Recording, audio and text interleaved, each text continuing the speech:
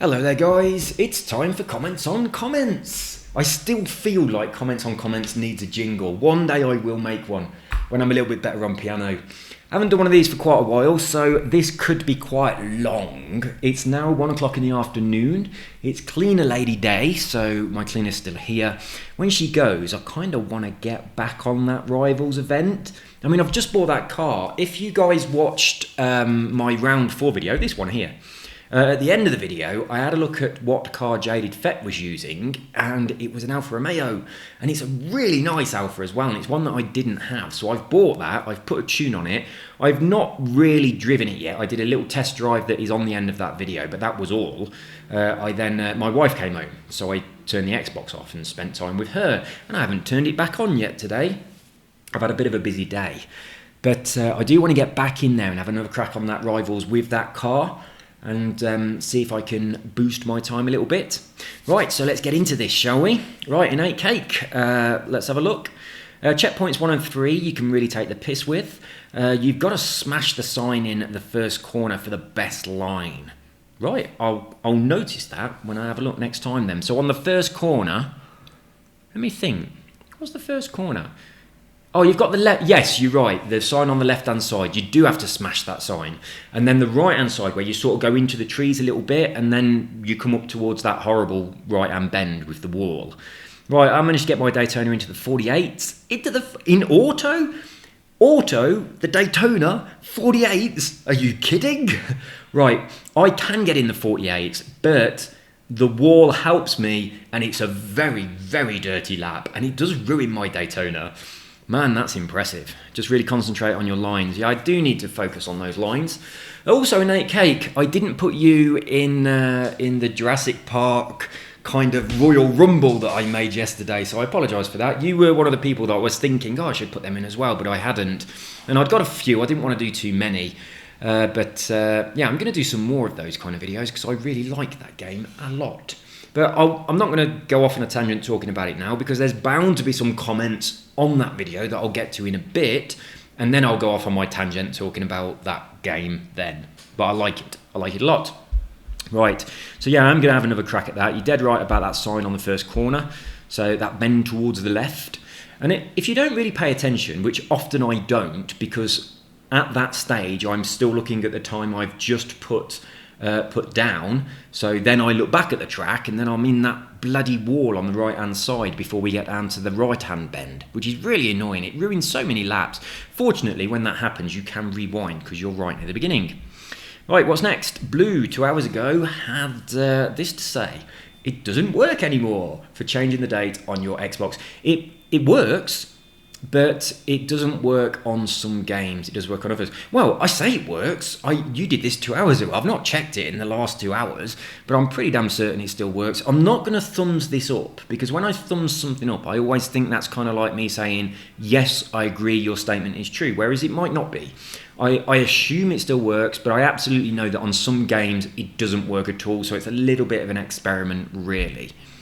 Right, next up we got Moves and Games, who did really well in the Jurassic Park Battle Royale.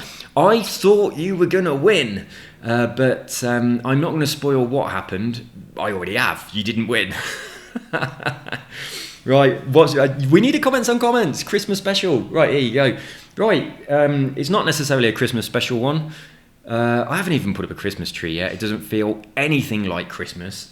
It's good weather here in December, which is really weird because, you know, like if you're from England or if you're from North America, then Christmas is a time when it's cold and sometimes it snows, and all your Christmas decorations reflect this. You know, you have like reindeers and snowmen and sleigh bells, and you know, it's like a celebration of something which is cold. You wrap up warm, you drink mulled wine or hot chocolate. You know what I mean? You eat mince pies. That's kind of like what Christmas means to people that are from England. Now, all of that's here as well, but it ain't cold. And it doesn't snow here. It's never snowed here. And that's just really weird. So you go around people's houses and all their Christmas decorations. I mean, I'm looking out now, out of my office window to all the other apartments, and they've all got like Christmas lights up, and there are like snowmen and reindeer and things, and all stuff that are very much related to it being cold and there being snow on the ground, which there isn't and never has been and never will be. It's just so weird. So why have they taken all of those traditions from other countries where they're applicable and then just use them here? I was talking to my mother-in-law yesterday about this because she'd just decorated her apartment and she goes Christmas bonkers. She's got so much stuff in there, it's crazy. There's like, I mean, they're Catholic, so they've got like a whole nativity play scene, and then they've got all like the kind of quiche sort of Christmas decorations. They've bought a train, right? It's like a toy train that's going on this track around their living room, and smoke comes out of it. It's really bloody loud, and it plays like some Christmas jingles and tunes and things. But yeah, they go really over the top with the Christmas decorations. But we haven't done anything yet. A couple of people have bought us some Christmas decorations, right, and brought them round and put them in our apartment. So we have some cushions on our sofa that are Christmassy, and we've also got these, like the Nutcracker suite. We've got some little models from that, which look really cool. I like those a lot. They're supposed to be hanging on the Christmas tree, but we haven't put the Christmas tree up yet. I haven't started shopping yet, and I know that time is running out. I don't in any way feel Christmassy, but yeah, Christmas is upon us. It will be arriving very shortly. What's the date today? I have no idea. It's the 18th of December. Christmas will be here in 1 week. Are you ready? I'm not. Not anywhere near ready. My goodness me, 1 week. It doesn't feel anything like Christmas. That's what you get when you live in a country where the climate doesn't get cold. It's like December and January are the hottest months here. But they're not that hot, really. They're just like a pretty alright English summer. And then the entire rest of the year is like a pretty alright English autumn. That's what it's like. That's what the weather's like here. It's never too hot, it's never too cold. Now, the weird thing about Colombia, well, not necessarily the whole of Colombia, because it's a big country and it goes all the way down to the equator, and it's really fucking hot down there. But where I live, in Bogota, it's like nobody I know has central heating or air conditioning. Now, everyone's got like a fireplace that you can like burn logs in and stuff, but they're not really to use. They're more for show, really. But yeah, I've never seen anyone use any kind of air conditioning or heating at all. And it's because it's just always all right temperature. You're never too hot and you're never too cold, so you don't need it, which is pretty awesome, really. And I was thinking about this, I was going to say the other day, but it wasn't, it was ages ago. And I was thinking I should have a lot more money because I'm not having to spend money on cooling down or heating up my apartment. So where's all that extra money?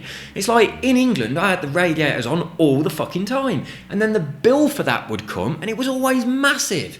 Right? I never had air conditioning in my house in England at all. Never really needed it. I just opened windows if it was a bit too hot. But in England it does get quite stuffy, whereas you don't get that here. I told you I'd go off on tangents, didn't I? We knew it was going to happen. What did you say? Oh, you said Xmas special. There you go. You say Xmas special, and I go off on a tangent. I do find it weird, though, how we've got snow-themed Christmas decorations in a country. I mean, Carol has never seen snow falling from the sky. She's seen it on the floor in New York. She went to visit her uncle in New York. It had been snowing. There was some snow on the floor. But she's never seen it falling out of the sky ever. So Carol's never seen the romantic side of winter. She doesn't get it. She totally doesn't get the idea of winter is the most romantic season.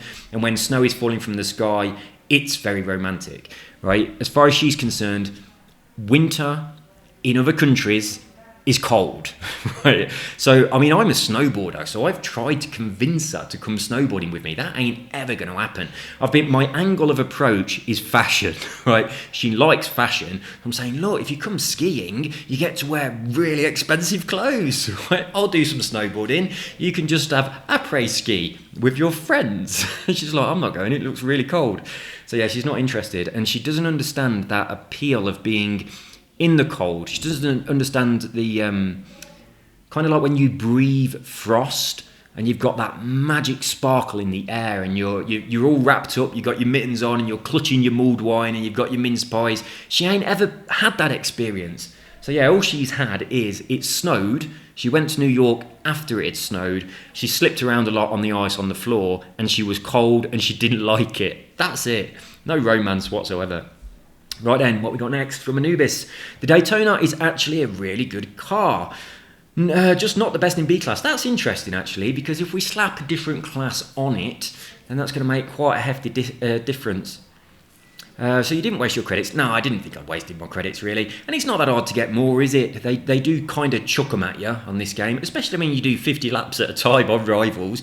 I tell you what, I've got a shitload of wheel spins to get through. I really have.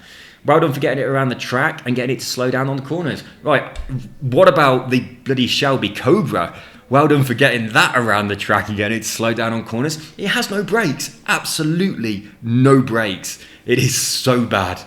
But yeah, it is an absolute nightmare. And Anubis, I apologise for spelling Anubis wrong on my Jurassic World video. So I named your dinosaur Anubis with double N. And whilst I was typing it, I was thinking, is it double N or single N? I put double N and it looked right. And then when I did this up here, that there, I wrote on there double N and I thought, oh my God, that looks completely wrong. It can't be double N. Then I checked and I was like, oh my God, no, it's not. It's single N. So isn't that weird? It's like the single N looked wrong when I was doing it on Jurassic World, but when I did it for this thumbnail, the double N, which I did immediately, as soon as I did it, I thought that's not right. And then I came and checked. And when I checked, I realised it was a single N. So there we go. But I am going to be trying again on my next rival, which at the moment is Wayne, but that's probably changed. And also, my next rival is 0.00000 seconds ahead of me. So all I've got to do is beat myself by a tiny fraction. I should be okay. So I'm going to be trying that in the alpha when I get back on there.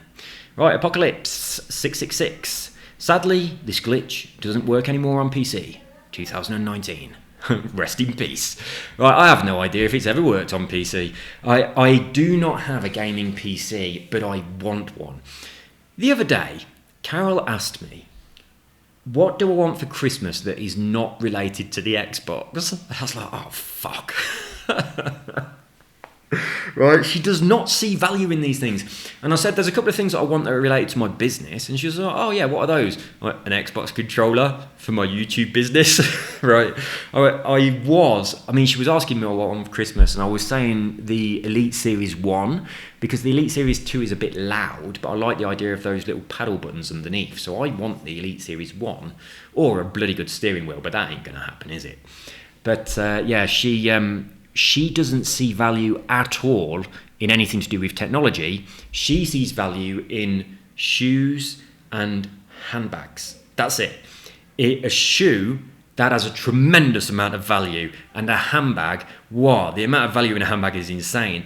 But a piece of technology like a MacBook or a phone or an Xbox or a gaming PC or a controller, none of those things have any value whatsoever. Anything that needs to be plugged in her eyes, is pretty damn worthless. Oh my God, the other day, right, this is the first time this has happened, right? Filippo chewed one of Carol's shoes. Now, Carol's shoes, this particular pair of shoes is very often just by the front door. She comes in, she kicks them off by the front door, she comes into the apartment, because they make all the floors in the apartment are wooden, and the shoes make a lot of noise as she's walking around, so she tends to kick them off as soon as she walks in. So they're very often just sat by the front door. Now, my shoes are always in a closet, always. My trainers, my shoes, always in a closet. Filippo opens that closet door and he goes in there and he selects one of my shoes and he takes it out to his bed and then he starts to chew it. He does that all the time. He's always done it. So I tend to put my shoes in the closet, but I put the old ones that I don't wear anymore towards the front of the closet. And then when Filippo goes in there and grabs one, he tends to get one of those ones rather than a pair of shoes that I'm still using. So that's not a problem. I don't mind if he takes one of my old shoes and he takes it to his bed and he chews it for a bit. Not a problem at all. But this pair of shoes that Carol kicks off at the front door, the other day I was working here where I am now in the office, and Filippo was underneath my desk and it was chewing on something. I wasn't paying any attention. I heard a couple of clunky sounds and I looked down and he was chewing on one of Carol's shoes. I mean, he's chewed it quite a lot and it was over £300. That's like, I imagine if you put all of my shoes together, they probably wouldn't be £300. I do not spend a lot of money on shoes, but Carol does. These shoes cost over £300. They fit very well. She likes them, and Filippo has chewed them. She was not happy at all. But I imagine she will start putting them in the closet and not just leaving them by the front door. But yeah, she values shoes and handbags. I'm not buying her shoes or handbags for Christmas because I value technology. So I'm buying her some technology. I'm not. I'll tell you that she doesn't watch these videos, so she won't hear this. But there is something that I know she wants. And it's a weird thing. You can still buy them. She doesn't know she wants it, but she wants it. She wants a Soda Stream. She constantly buys bottled water, gassy water, and she always complains that it's expensive, that it's heavy to carry, and all that kind of stuff. She wants a Soda Stream. That's what she wants. And I looked the other day, and they actually still sell them. There's a place where I can go and get one. It's not a Soda Stream, but it's the same idea. It puts gas in whatever you want to put gas in. Water, wine. You know, Eston Blumenthal once did an experiment with a Soda Stream where he had some people and he gave them cheap wine that he bought from like the corner shop for about £3, and he fizzed it in a soda stream, and then he had them compare it with expensive sparkling wine. I don't know whether it was champagne or not, or like, who knows, but it was expensive, it was sparkling, and they didn't know which one was the expensive one. Isn't that amazing? So we can buy cheap plonk, our friends can come round and we can fizz it for them and pop it in a couple of champagne flutes, and they will think that we are pushing the boat out. So I know, although she doesn't know, she probably doesn't even know what they are or even that they exist. It's a kind of like iconic thing from the 80s that I'm not sure was that big here compared to England. But sparkling water on tap, that's going to make my wife a very happy lady. Now, I'm pretty sure that a pair of shoes or a handbag would make her happier, but shoes and handbags are quite expensive. Let's be honest. They're very overpriced for what they are. But anyway, it's not going to be the only present. I'm not just going to buy her a Soda Stream and that's it. But it's about 80 fucking quid for a Soda Stream. I was thinking, what? That can't be right. How much are Soda Streams in England? They cannot be £80. But there's only one place I've found here and that sells anything like that, and it's 80 quid. And you can't, there's no like eBay or anything like that where you can buy it. I wouldn't buy a second-hand present anyway. But my point is, if you're going to buy it, you've got to pay full price. So yeah, that's about 80 quid. I also think another thing that she will enjoy is it is a gadget. Right? I think she'll enjoy a good electronic bottle opener, because our bottle opener is shit. It just eats the cork out of the bottle and you end up with bits of cork in the bottle. It's totally shit, and it doesn't manage to get the entire cork out in one go either. It's just rubbish. And so I think that she will enjoy a good electronic with buttons that you push and lights that come on bottle opener. So there we go. So those are the two presents that I've got on my list of things to buy so far. Soda Stream, an electronic bottle opener, both electronic gadgets. That's what you want for Christmas. If it's got buttons and switches and lights, then I'm in, definitely. But as of yet, I have not entertained the thought of buying a handbag or shoes. And I don't know where she'd put it, because she's got so many fucking handbags and shoes anyway. I don't think we've got room for any more. We really haven't. But what we did the other day is we bought, between us, a new mattress for the bed. Mattresses are very expensive, so that was kind of like a present to each other. A little bit boring, but obviously we're going to buy each other some other little things as well. So we've got something to open at Christmas.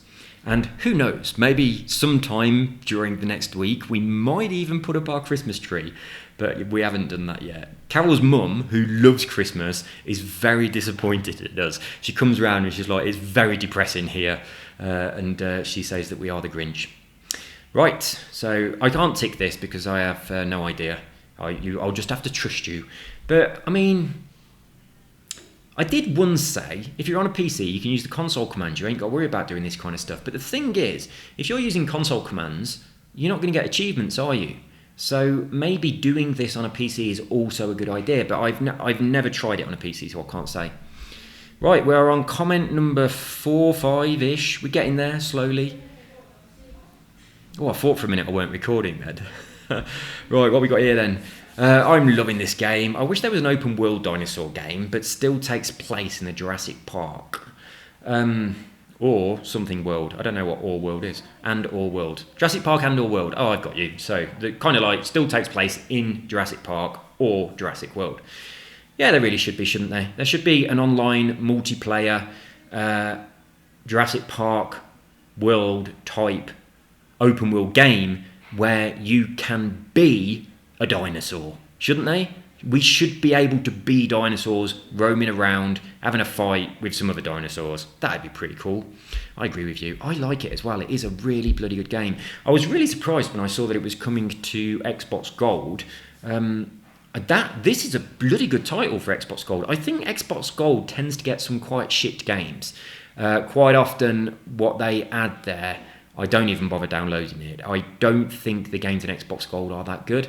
They're better than the games in EA Access, which I also pay for. That's got Skate 3 in it, which is good, but you could buy that for nothing. It's also got The Sims in, which is good, but everything else in there is just a bit crap if you don't like American sports, which I'm not that keen on.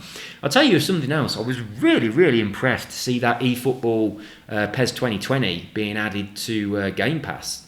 That really surprised me. I did see, I saw that it said leaving soon, PES 2019, and I thought, oh, that's a shame, because I like having a bit of a crack on that. I enjoy it, and PES 2019 is pretty good. And then the next day I saw that PES 2020 had been added, and I was like, oh, so that's fine that this one's been removed. So I downloaded the new one, I uninstalled the old one for a bit of space, but it's good. It's very good. I like it. I like it a lot. There's a lot of things that have been tweaked and changed, but most of those things are things that are a bit more technical excuse me, than my ability anyway. I tend to only use the really basic controls. I also really like the way that when you start PES now, it says, do you want to use our controls, or do you want to use these alternative controls, which are obviously FIFA? It doesn't say, or do you want to use FIFA controls, where shoot and pass are the other way around and stuff like that. It just says, do you want to go with what we normally give you, or here's another option? And everyone knows their FIFA, and it's really accommodating to enable people to move over from the money trap, disgusting game that is FIFA, to the players' game, which is PES. I've got to say, what the fuck are FIFA doing? What are they doing? It's just so wrong. All those bloody, paying for loot boxes and shit like that in games is just a bad thing. It really is. We don't want to buy a game and then have to have millions of microtransactions that cost a fortune. We've already spent a lot of money on the game. I think that EA are a little bit greedy. Let's be honest, they are. They tend to produce something and say, right, we'll sell this to people, but not all of it. We'll just sell them a little bit of it, and if they want the rest, they'll have to pay some more money. That's not right. Whereas PES go, right, let's make a fucking brilliant game, and if people want it, they can just buy it. I'll tell you what, fuck it. If people want it, they can just have it. Here you go. We'll put it on Game Pass for nothing. And it's not even 2020 yet. We've got fucking Pro Evolution Soccer 2020 for free. Well, it's not free because you have to pay your subscription to Game Pass, but to me it's free. And then it's like, it's not even the year 2020. It's so good. It's really good. And I just think, I've always thought that PES is better than FIFA. I always have. I think it's just such a crying shame that PES can't use all the official club names and stuff. But it's getting there, and you can just always play as Arsenal. But I mean, I'm not good at it, but I do enjoy doing it. I enjoy playing it, and it's nice that all the Colombian the Colombian teams are in there as well, so that's pretty good. So that means I can play with Colombian teams that the people here know against friends and family. Not that I do, I just play by myself. No one else does consoles over here, really. It's not a big thing. So they would be absolutely fucking useless at it, constantly looking at the controller to see where the X button is. You know what it's like. Right, let's move on. So LCD Dog, I just keep rooting for me. Right, that was a lot of fun. It really, really was a lot of fun. So there were some sad moments in that video. It ended up being a hell of a lot longer than I anticipated. But what you guys don't know is I actually recorded another video reasonably similar to that one, same kind of idea before that one, but the video really fucked up. But that one was 3 hours long as well. But and then I did this one, and I was so glad. Close your ears, JD Fett, if you don't want a spoiler. I've just been like reading yours a little bit as I've been saying this. And right, anyway, so close your ears and I'll tell you when you can open them, but you won't hear me, so you'll just have to guess. I was so glad when I did the previous video that I'd not hit the 5,000 points, because then I thought I'm just going to chuck you lot in there, because previously it weren't you lot, it was just some people you don't know that are my friends and family.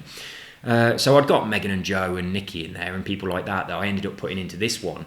But I couldn't get to the 5,000 and I was getting so close. So on this one, I thought I'll make a shitload of dinosaurs first and they can kill each other to get some of the points up. And then when they get the points up, I'll unleash you lot on them. And then when you lot get them, you'll obviously get that achievement for the 5,000 more. And I was genuinely really excited to see which one of K74 Club are going to get the 5,000 achievements. And then when that bloody unnamed dinosaur got it, I was so pissed off. And also it went almost straight away. I was like, oh, I didn't want that to happen. So yeah, that kind of really ruined my plan. But it was a lot of fun, it really was.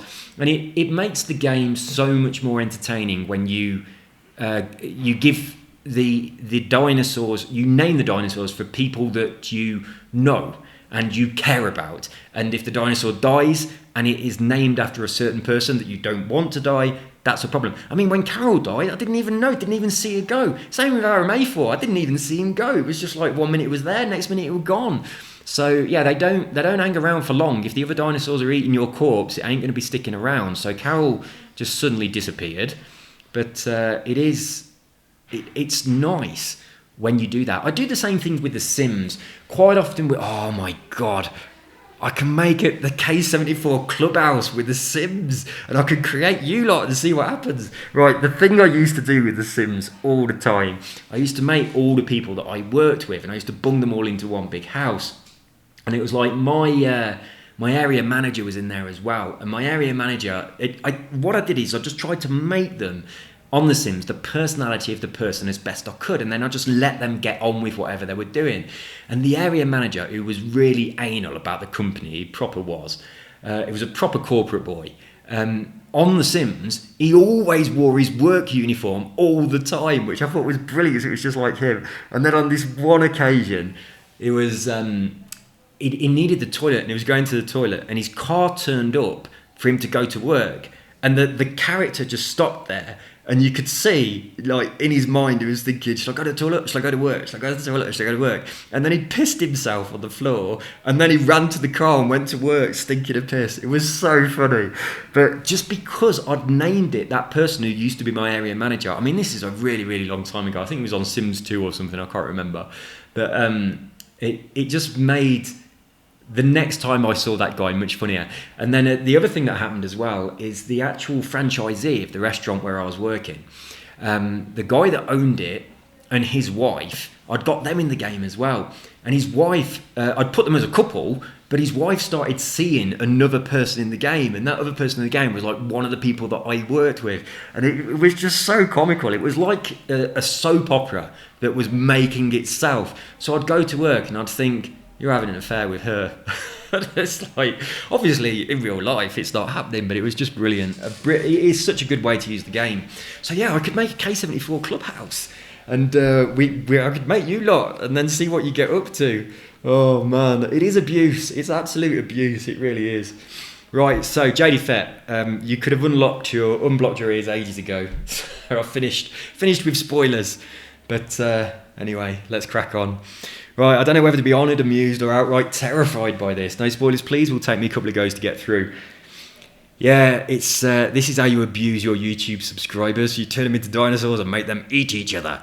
I'll tell you what, though.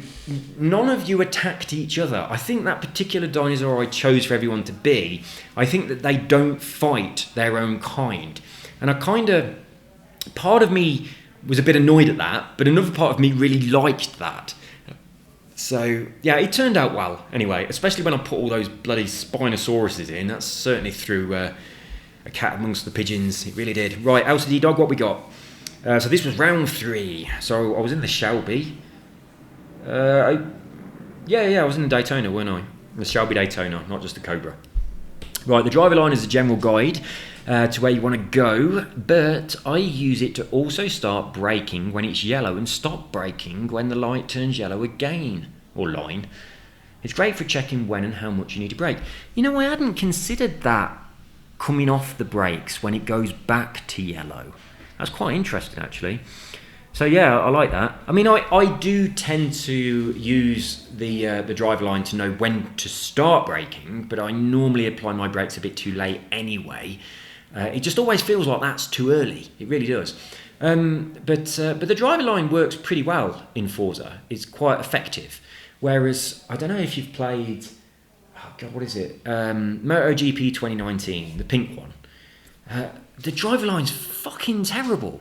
It's like, if you've got your eye on the driver line, the second that it changes from green, if you put your brakes on full, you will not make it round the corner. You're just going to go off. It's just so annoying. It really is. So you can't ever go full speed. It's like I've been on that game and I've been looking at the minimap on tracks that I don't know. And as soon as a corner comes onto the minimap, I'm braking and I still can't get round the fucking corner. But the driver line is absolutely shocking on that game. It really is. One of the things that I've always really, really wished that they did in games to do with the driver line, that I wish there was a couple of driver line settings. The first one, I wish they did a setting where you could adjust at what point it goes red. So you could say, I want my driver line to be braking early and a slider. And it'll have like a standard, a default, and you can adjust it to early or late. So you can have your driver line braking a little bit late if you are really good at driving and you don't need to brake quite so early because you have magic brakes on your car. You know what I mean? I mean, sometimes you can go a little bit past the red and you're still all right. So in that situation, I would like the driver line to be squashed up a little bit so it goes red a bit later. The other thing I would really like, and this is mostly because of the driver line on Isle of Man TT, I would like to be able to make the driver line more subtle so that it doesn't ruin what is otherwise a very beautiful looking game. Now on Isle of Man TT specifically, when you need to brake, which in many cases you don't actually need to brake at all, but the driver line stops being a green arrow and it comes up into the air as a 3D big red cross that looks fucking horrible. Right, so I wish that you could say, I want the driver line to be more subtle, and also you absolutely in every game should be allowed to turn the driver line off whilst still doing laps. If I'm doing laps of a track and I'm getting used to it and I'm doing like a time trial or something, or I'm in something that's got like 50 laps or whatever, after like about 10 laps I might think I don't need the driver line anymore, and at that point I should be able to say turn it off then without having to start again. You should, in every game you should be able to say, I know I'm halfway through this race but I feel like I've learnt the track, can I turn the drive line off? Or the other way round, you should be able to say, I know I'm halfway through this race but I'm having trouble with these corners, can we turn the driver line on? That should absolutely be a feature in every game, and I know that you'll get more credits or whatever experience if you have the driver line off, but it should just take that into consideration. You had the driver line on for half the race and you had it off for the rest of the race. This is your result, here's your XP, here's your money. So yeah, I really wish it'd do that, but making the driver line more subtle. I know that you can say braking and corners only, but have you ever seen a driver line on any game that is pretty? It's not, is it? It's really not. It's like, why don't they just make the driver line pretty? Well, imagine if they somehow incorporated it into the graphics. So rather than a driver line, it was cat's eyes that looked like really good cat's eyes on the road that were telling you when to brake because the cat's eyes were either green or red or something like that. You know what I mean? Or if the driver line was just a narrow single line, like just a green line instead of massive, great, big, bright arrows. I think driver lines are incredibly ugly, and absolutely it would be so much nicer if someone would bring out a driving game where they took that into consideration. It's almost like they don't take it into consideration. They spend so much time making a game look beautiful.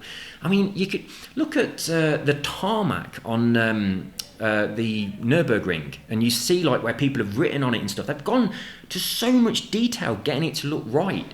I mean, you look at some of the curbs on the tracks, And they're actually modelled 3D curbs that you can rumble over with little tufts of grass and stuff. They go to a lot of time and trouble to make the game look beautiful. And then it's like, we need a driver line. It's almost like they've got this add-on thing that just sticks a driver line on their beautiful game.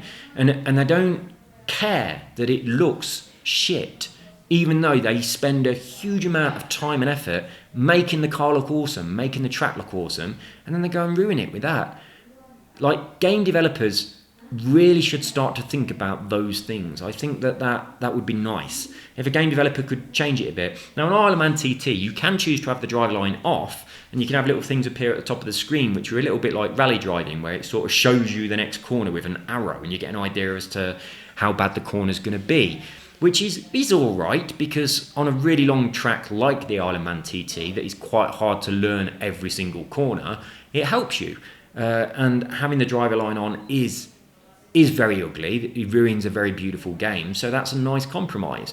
But it's very rare that games do offer anything at all that isn't incredibly ugly when it comes to the assists, like the driver line and the braking points and all that kind of stuff. I really wish they'd sort it out.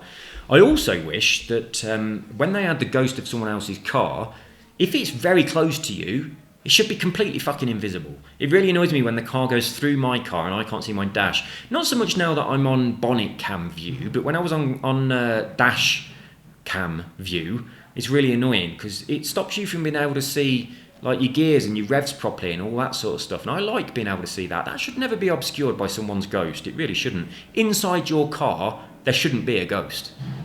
Right, can you cancel an auction? I have no idea. I really don't know.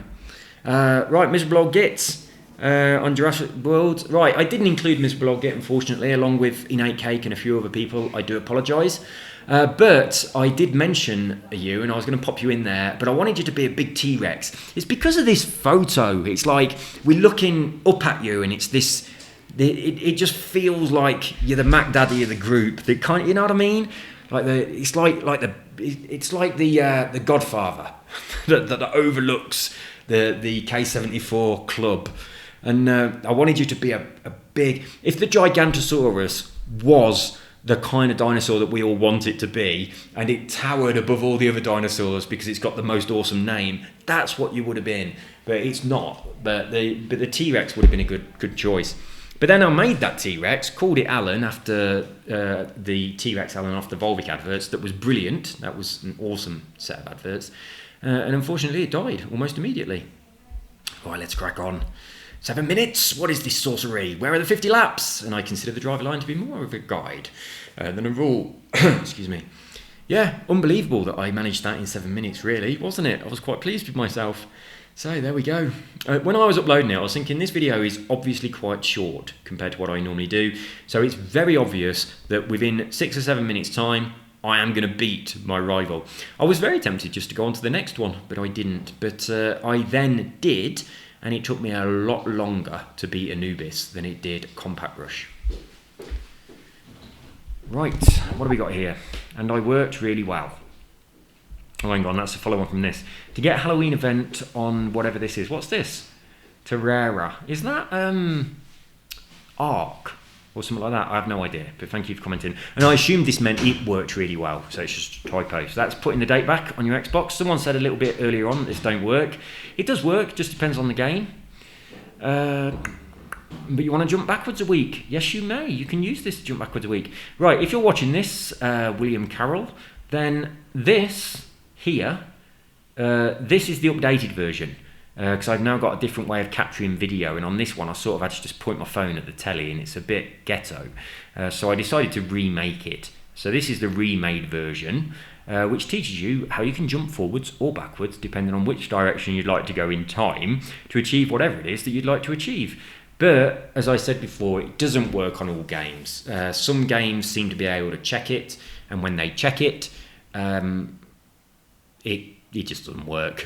It really doesn't. But on other games it does, like this one, whatever that is. Whatever that game is, it works on that game.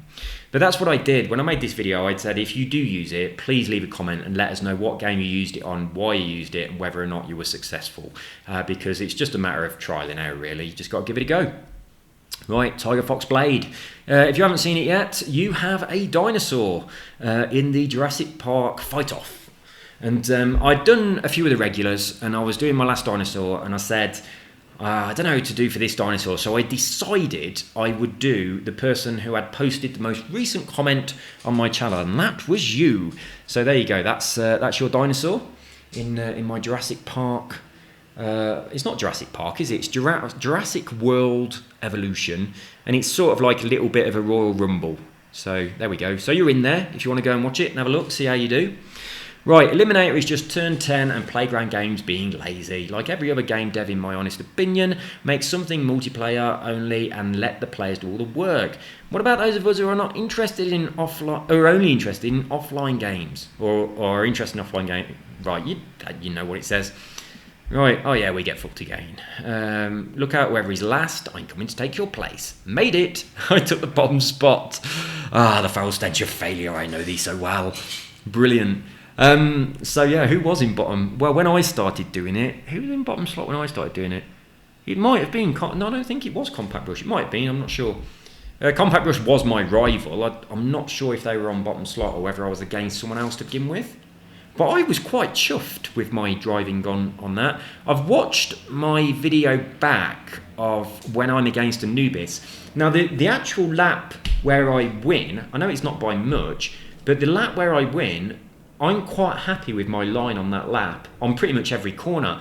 But it looks like someone else is driving. When you compare that to what I did on every previous lap, there is a significant difference. So that lap is a lot better driving line, and you see the way the driving line makes such a huge difference. But yeah, if you watch that video and pay close attention to the final lap of the video, the one where I actually beat him, it is very different, especially that corner at the bottom by the wall. I managed to get down that really quite nicely, and there was a lot of feathering going on. Not so much on the handbrake, although I had been using the handbrake on that corner quite a lot, just to pull myself in away from the wall. But I was feathering the accelerator a lot, and that helped on those first two nasty corners. And I was also quite happy with the back end of the track as well, where you come around that double apex towards the final finish line. You have to slow down a lot up there, and because is he going uphill? I think that bit's going uphill. But because you're going uphill, you're thinking, I don't want to put my foot on the brakes. It will slow me down too much. But yeah, you got to slow down a hell of a lot on that point. But yeah, I was quite chuffed with that. But as I say, that final lap, to me, really did look like somebody else was driving. It didn't look like the same driver as all the other laps that are on that video. And it was about 32, 33 laps before I got that one. But I think I'm slowly improving, especially from reading the comments from you guys and the little tips and things. I do read them, I do take them on board, I listen to what you guys say, I try and do it, but quite often my hands just do whatever they want to do anyway, regardless of what my brain's telling them to do. So I have to fight against that. I have some ingrained bad habits that I've spent a lot of time perfecting, and it takes a while to get rid of those. But I definitely think that my driving's getting better. My gear changing is absolutely shit. My driving is getting better from listening to the tips from you lot. Right then, so I'm a bit scared of this eliminator thing because I'm not a good driver, and I just think everyone's just going to beat me. But the thing is though, normally when you do something online, you're in a team. And if you're not very good, you let your team down and you feel bad and they all get pissed off at you. And you're like thinking, well, fuck off, I got the game for free as well. Right, in most cases, you're thinking, I paid for the game as well, I want to play online. It ain't my fault that I'm not as good as you. And now I always think this in those kind of Battle Royale type team games, like Fortnite type things, but when you're in a team. So that kind of stuff. But when it's like a Fortnite type thing, an eliminator or a battle royale, but you're not in a team, if you're shit, the other people that you happen to be online with are quite happy about that because they want to win, so they want you gone. So in that case, which is rare, this eliminator is not so bad for people like me who normally avoid online games because we don't like it when other people get pissed off that we're just not brilliant at the game and we're ruining it for them. That's just annoying, it really is. I mean, I used to play Guild Wars a lot, multiplayer online, but I was really fucking good at it. I played it so... My chair's being really squeaky today. I played it a lot. I knew the game inside out, and I was good at it. And I actually was a guild leader, and we had a huge amount of fun in our guild. It was great. I loved it. It was a brilliant game. I used to sit there playing it for hours. Right, one day, this is really bad. But this is a really, really long time ago when I was with my ex and we was living in a flat. And she still had a dog that was with her dad. So what she used to do, we hadn't been together too long, and she used to live with me for most of the week. But then on Monday, she'd get up and go to work, and after work, she'd go to her dad's house. And she'd stay there that night and the Tuesday night, and she'd come back Wednesday after work. So she used to go away Monday morning, come back Wednesday afternoon. And that way, she spent some time... it was mostly so she could spend some time with the dog that was still at her family home. So that used to happen every week. And I was playing on Guild Wars. And I was playing it, and it was the morning. And she had just gone to work. And I was farming. I was farming for like elite green weapons on Guild Wars. That's what I was doing. And then she come back in. And I was still doing the same thing. And I was like, oh, what's up? And she's like, what do you mean? And I was like, what's the matter? Have you forgotten something? And she was like, no. I was like, well, what are you doing back? And she was like, I always come back today. And I was like, what? And she was like, it's Wednesday.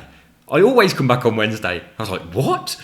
And I'd been on the game kind of a little bit tranced out from Monday morning until Wednesday afternoon. So I had got up and gone to the toilet and stuff like that, and I'd probably made myself several cups of coffee, but I hadn't eaten anything, and I'd gone from Monday morning to Wednesday afternoon not eating anything and just sitting there playing on Guild Wars.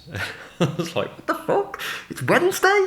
Are you serious? So time goes quite fast when you kind of get into the zone of a game. But yeah, I really got into that. And then not long after that, I heard about some people in China that actually died playing Guild Wars because it's like when you go farming and you're trying to get like elite items, you kind of like farm an area and then you think, I want to do it again, because it's kind of like a slot machine where it's always almost going to give you what it is that you're trying for, and it might be the next one that gives you this exclusive weapon that you really want that's worth loads of money. So you always want to do one, have one more go. It's like having one more lap to try and get a better time. But it's not based on your own skill so much as random drops. So you don't think, I'm never going to be able to do this. You think, it's almost there. So yeah, I read about a couple of people in China that actually died because they were sat on Guild Wars doing exactly what I'd been doing, and they hadn't moved from their seat, and they hadn't gone to get a drink or anything like that, and their body had sort of shut down, and then when they did try and move, they couldn't, and then they just died. So that happened to a couple of people, but that's insane, isn't it? But I was also very impressed with myself that I managed to last from Monday morning until Wednesday afternoon without really eating anything. I didn't eat anything at all, or going to sleep. So that was pretty good. That was like some amazing feat of meditation. But I wasn't really focused inside or achieving any Zen-like state. I was just addicted to Guild Wars, let's be honest. But it was a lot of fun, and I really did enjoy playing with my little guild. So yeah, it's a shame as well, really, because I made really good friends from playing that game, but we're all only online. We did, a couple of us met up. I met up with a guy in Birmingham who was from my guild, and we went Christmas shopping together. But most of the people never met. But I did make a website for our guild, and on the website we all had our own little profiles and things, so we knew what a few of us looked like that had our own profile picture that was a picture of ourselves. But apart from that, we only knew each other from chat on the game, like most online sort of relationships and friendships, really. But obviously, as the years ticked on and went by, and I stopped playing Guild Wars, and I disbanded the guild and everything, we all sort of lost contact with each other. And it's a real shame that those sort of things happen. And I do often think, I wonder if any of those people watch my current YouTube channel who used to be in that guild, but they have no idea that that's the same person. So yeah, I do often think that. That'd be pretty mad. It'd be quite awesome. But there you go. Right, JD Fett, why are you using the Daytona? The Manx is much better. I like the Manx. I did say this on my previous video, but my mate James, he had a Manx when we was at in Norwich. I always say at university, but it wasn't university. It was art school because I was doing a high national diploma in graphic design, but I didn't finish the course. I got kicked off the course because some bad things happened and the police got involved and the college found out and they didn't want me at the college anymore. But I used to throw quite a lot of house parties and we used to drive around in his Manx. In fact, it was me, James and Adi used to drive around in that car, and because we was doing a graphic design course at the college, we used to print flyers for house parties and just dish them out to people queuing to nightclubs, and then hundreds of people used to turn up at our house. So as you can imagine, very often our house got smashed to pieces, it got set on fire once, and there was a very bad incident where someone tried to kill somebody. He tried to cut a throat with a bit of broken mirror, and then he committed suicide. So our parties often got very out of hand. So we got evicted from a couple of houses, and eventually I got kicked out of college because of the college finding out about the parties. But they were a lot of fun. But we used to spend a lot of money on our parties as well. I was a DJ back then, and so was AD, one of my housemates. So we had a lot of DJing equipment, but we also had like smoke machines and lasers and stuff that you normally find in a nightclub, because we used to do like mobile disco kind of thing. So we had the stuff necessary for that. So our house was full of smoke from the smoke machine. So when we've got a smoke machine, we tell our neighbours we're having a party, we've got a smoke machine. If you see smoke coming out the windows, don't worry about it. Don't phone the fire brigade. And then when we had a party and someone actually set one of our bedrooms on fire, obviously nobody bats an eyelid at smoke bellowing out the window. But it wasn't too bad. I'd kind of stripped everything out the house. We come up with this brilliant idea, right? This is the kind of brilliant idea that I used to come up with when I was 18 years old. Right, I had the idea of, we'll strip our house completely and we'll just set it up like a nightclub for our party. But we got a lot of stuff in the house, so we had to put it somewhere. So we decided it would be a really fucking good idea to put our stuff underneath people's cars who were in the street. So we just put it all in like bin liners, and then we just pushed it underneath people's cars. Now, unbelievably, it worked. It was still there when we went to collect it in the morning the next day after the party. But if someone had driven away, like gone to work, there would just be a bag in the middle of the road that was full of our stuff. It was like such a dumbass idea. But yeah, we used to do that. We used to just put all our stuff in bags, put it underneath cars so that it weren't in the house. And then after everyone had gone from the party, we'd go and get the bags back from underneath the cars in the street. I mean, we hadn't got a garden shed or anything like that. So yeah, we used to do that quite often.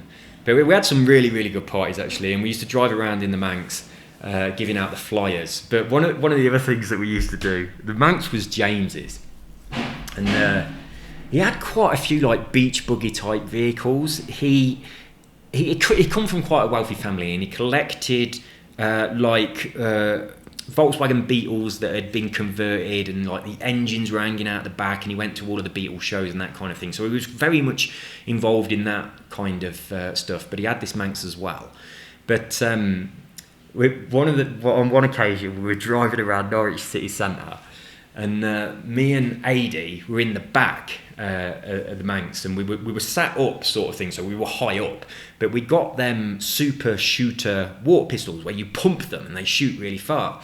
So as we were driving around Norwich, it was summer, we were using these water pistol things to shoot any girl that we thought was attractive, right?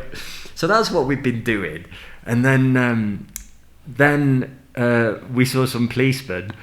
So we thought it'd be a really good idea to shoot the policemen with our water pistols. Funnily enough, the policemen didn't think it was a good idea. They went apeshit, and James got into a lot of trouble. But it was me and Ada that did it, but James was driving the car, so they bollocked him for it, and confiscated our water pistols, which was rather unfortunate because they were expensive. Yeah, I had a really bloody good time at uni actually. It was really, really good fun. I didn't last very long at all. I did my national diploma in graphic design, which is kind of a little bit like an A-level or something, isn't it? I don't know. But then after that we went to the HND, and we'd gone to look at loads of universities. They were all much, much better than where we ended up going. Norwich was shit. They'd got two really crap Mac computers. I think it was like Mac Classics or Mac Pluses, something like that. It was in 1992, so they were black and white.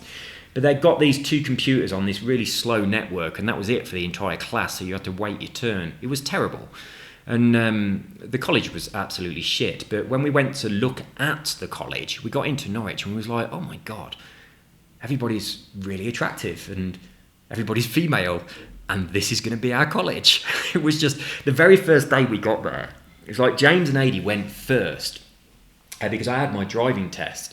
So they went up there first and I went up a few days later. And I actually failed my driving test on that occasion, but I went up a few days later to meet them, and I got there really excited, saying, yeah, first day Norwich, let's go out. And I was like, oh, we've been out all week, we can't be bothered. So I managed to talk James into coming out with me. Adi stayed at home. And we got I'd got the house key. And we went to this nightclub. And it was my first experience of being up there in Norwich. I'm quite young, I actually looked a lot younger than I was. And we dancing in the middle of the dance floor. I think like House of Pain Jump Around was on. And James went to the toilet, and this girl just pushed herself through the crowd of people and grabbed me in the middle of the dance floor, and she pulled my top down and actually ripped my t-shirt, and then she bit my chest. I was like, what are you doing? And she said, I wanted to make sure you didn't have an airy chest. And I was like, no, I haven't. I'm basically a child.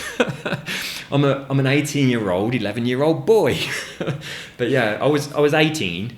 I was possibly just before I was 18. I was possibly still 17, I'm not sure.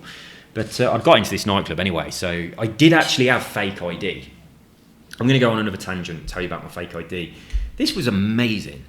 I wanted to get some fake ID, so I went to get a student union card, and I bought a pen that when you write with it, after a few minutes the ink disappears. So I'd got that pen on me, and I went in to get my fake ID. I went in to get my genuine ID, and they have to fill it out. And they didn't even laminate it. They just filled it all out. It got your photo on it. Had this official stamp on it from the college, and then they gave it back to you.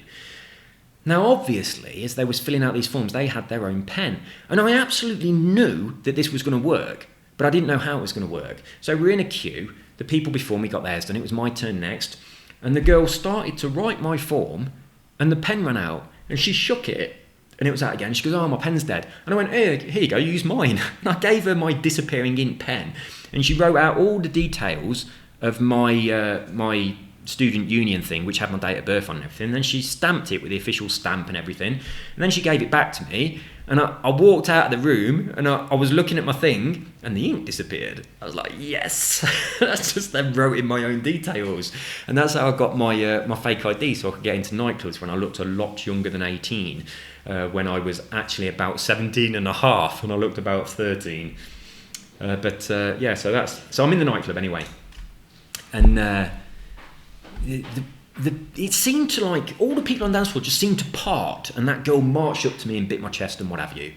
And this story gets quite vulgar, so I'm going to edit it quite a lot. But she dragged me off to the side of this, it was like a fruit machine, and we started to get off of each other, and hands started to wander, and it became apparent that I'm not gonna go there.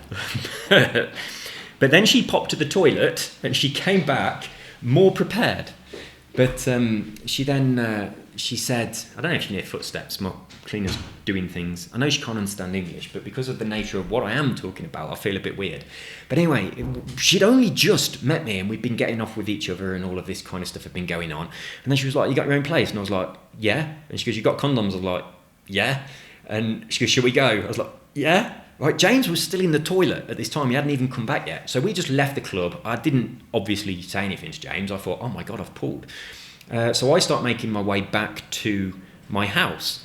Now, it's my first day in Norwich. I haven't got a fucking clue where my house is. So we're just wandering around Norwich aimlessly, hoping that I recognise something. And she was like, you've got to find it soon, otherwise I'm going home. And I was thinking, oh my God, I've got to find my house. I'm being promised sex from this hot bloody university girl. I need to find where I live. So I'm walking all around Norwich, and then I find this pub called The Reindeer. And I'm like, I live near here. I've seen this pub before. And she went, you fucking what? She goes, I know this pub. If you'd have told me you live near The Reindeer, I would have walked you straight here like an hour ago. But anyway, once we was at The Reindeer, I knew where I lived. So we walked up the hill to my house. I used to live on Stafford Street in Norwich. It was number 22. Our house was shared with half a shop on the corner. But anyway, we walked up to our house, And we got in, and we got into the bedroom, and things got quite heated, and sex started happening. She said, "Do you have any Rod Stewart?" I was like, "No, I haven't." She was like, "I like making love to Rod Stewart." I was like, "Well, you were out of luck." I've got some happy hardcore, if that helps. It helps with my rhythm. But yeah, she wanted to fuck to Rod Stewart. So there you go. But anyway, we were getting laid, and then there was this noise from downstairs. I thought, "What the fuck's that?" I thought, "Oh, that's James." And I was like, "What's going on?" So I run downstairs, I opened the front door to see what was going on. And James had broken open the window to try and get in, because he couldn't get in through the door. He tried banging on the door. We hadn't heard him. I don't know what aid he was doing. But anyway, we'd not heard him banging on the door. And then he was kind of like at the top part of the window. He broke the very top section of the window, and he was trying to climb in through that. And he was sort of half in, half out. So I popped my head round into the front garden. I was like, "Oh, James." And I was like, "Oh, you're in. That's all right then." I shut the front door and I ran back upstairs and jumped into bed. And as I did that, I heard him fall onto the floor in the house. And then James come thundering up the stairs, and he burst my bedroom door open. And as he did this girl, her name was Tracy, by the way. Her name was Tracy Hurd. She lived on Gladiator Street. And Tracy, if you're watching this video, I'm that guy that you shagged in Norwich back in 1992. I can't believe, I remember a full address, like the door number, postcode and everything. I remember a full name. It's just so weird. She had a big impact on my life. But anyway, James burst in the bedroom door. At this point, she just grabbed the quilt and she pulled it over herself and just wrapped herself over in the quilt because she was naked. And she was quite short, so she was completely covered by my duvet, which left me lying on the bed, obviously dressed for sex, wearing nothing but a Johnny. Right, so that's me lying on the bed, and James just burst in. He was going, rah, rah, rah, just going mentally off at me, shouting and shouting and shouting. And then he was kind of looking at my face, and then he kind of looked down my body, and then he looked back at me, and then he looked a bit confused, and he stopped shouting, and he was like, "What are you doing?" And then he looked at my feet, and then he saw her feet, and then he went, "Oh shit, sorry." Then he just shut the door and left. But the next morning, I had she was from London. She was kind of like on some. She got friends who were at university in Norwich. She was at university in London. She was seeing her friends in Norwich, so she had to get the train back the next day to London. So we communicated a little bit through pen pals. We didn't have email back then, so we wrote each other some letters. But that was it. Didn't see her again. But it was my first experience of being up there in Norwich, which was pretty awesome. So there you go. Right, that tangent was brought to you by the word Manx. Right, I've also been to the Isle of Man, where the Manx cat comes from, so I could talk about that for an hour, but I am going to press on. So let's have a look then. I didn't try the Manx. I was very impressed to see Anubis was using the Mini. So there you go. You don't have to spend 8 million on a bloody Shelby Daytona. You can use a Mini. But yeah, I'm very, very glad that JD Fetish changed over to the Alpha, because I hadn't got that Alpha, and now I've bought it and I'm quite excited about having a crack on it in a bit. Right, really, I might have to give that thing a go then, although I have the idea that car was a very nervous and twitchy scouter to drive with. I don't know what that means. That might be a colloquial word, but I don't know. Alright, it's confirmed the Manx is better. I retreated and have wanted the dark side, away from the plethora of Daytonas. In all seriousness, I have about 5 more car possibilities lined up to try this week. Always experiment. Right, so obviously you're trying the Alpha at the minute. I don't know what other cars you've got in your bag of tricks, but I'm very happy with the Alpha. Well, I haven't actually driven it yet, but it looks good. I don't mind coming last if I look good, and the Alpha looks good. Right, the Manx is surprisingly good. Fun fact, JD's tune is faster than mine, but I had better handling because I made up for losing ground on straights and in the corners. Hang on. Not and in the corners. On straights, in the corners. I made up for losing ground on straights in the corners. I don't know, I think that's a typo. I think there should be a full stop or something, but I'm very confused. Oh, okay, we've got more anyway. I knew we had a need for a good handling and accelerating car, but I wouldn't have chosen the Manx. I'll keep an eye out to see what else people come up with, and maybe even try them myself. Very nice find. Right, I honestly really like the ones where we're all in the same car because it stops me having to think about it. And I don't have to worry about tunes or anything like that. We're forced to always be in the same thing. It feels like it's level peggings and we're a bit of an even, it just feels fair. I'm not good at choosing the right car. I'm not good at choosing the right tune. So if you push that bit out of the equation, it just comes down to the driving, which I'm not good at either, but it seems fairer to battle on that. Right, for this track you need a car with good handling and epic acceleration for going up the hill. And you're right there, you do. You will never reach top speed anyway, so that's useless. Oh yeah, I was looking at my tunes and picking something that adds a thing, wasn't I? Oh, my cleaner's just gone. She didn't say bye. If I'm recording and making a lot of noise, I think she thinks she can't interrupt, so she don't say bye.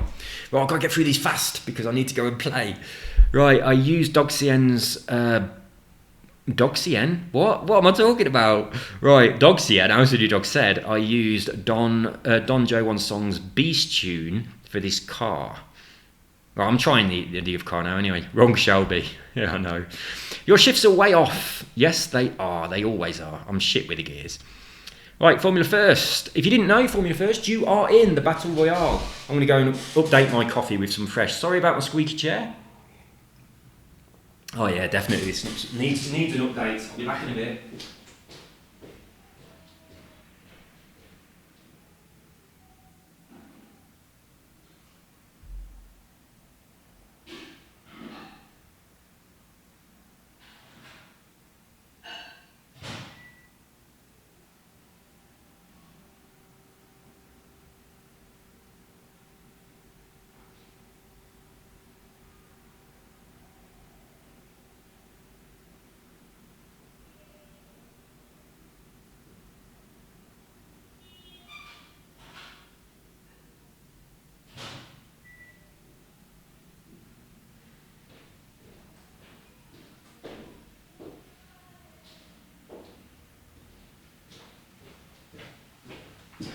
Oh man, that's better. The coffee machine has gone a bit cold, so I had to microwave it, so sorry about the wait. Right, let's crack on. Formula First. Seriously? I literally just beat you and then you went and did that? I'll have to sell my Hoonigan Porsche to afford the Daytona. Right, old fire on that, Persis. If you're short on funds, experiment with other, cheaper cars, and definitely don't sell your Hoonigan Porsche. Too late. Anyway, I didn't really like it that much.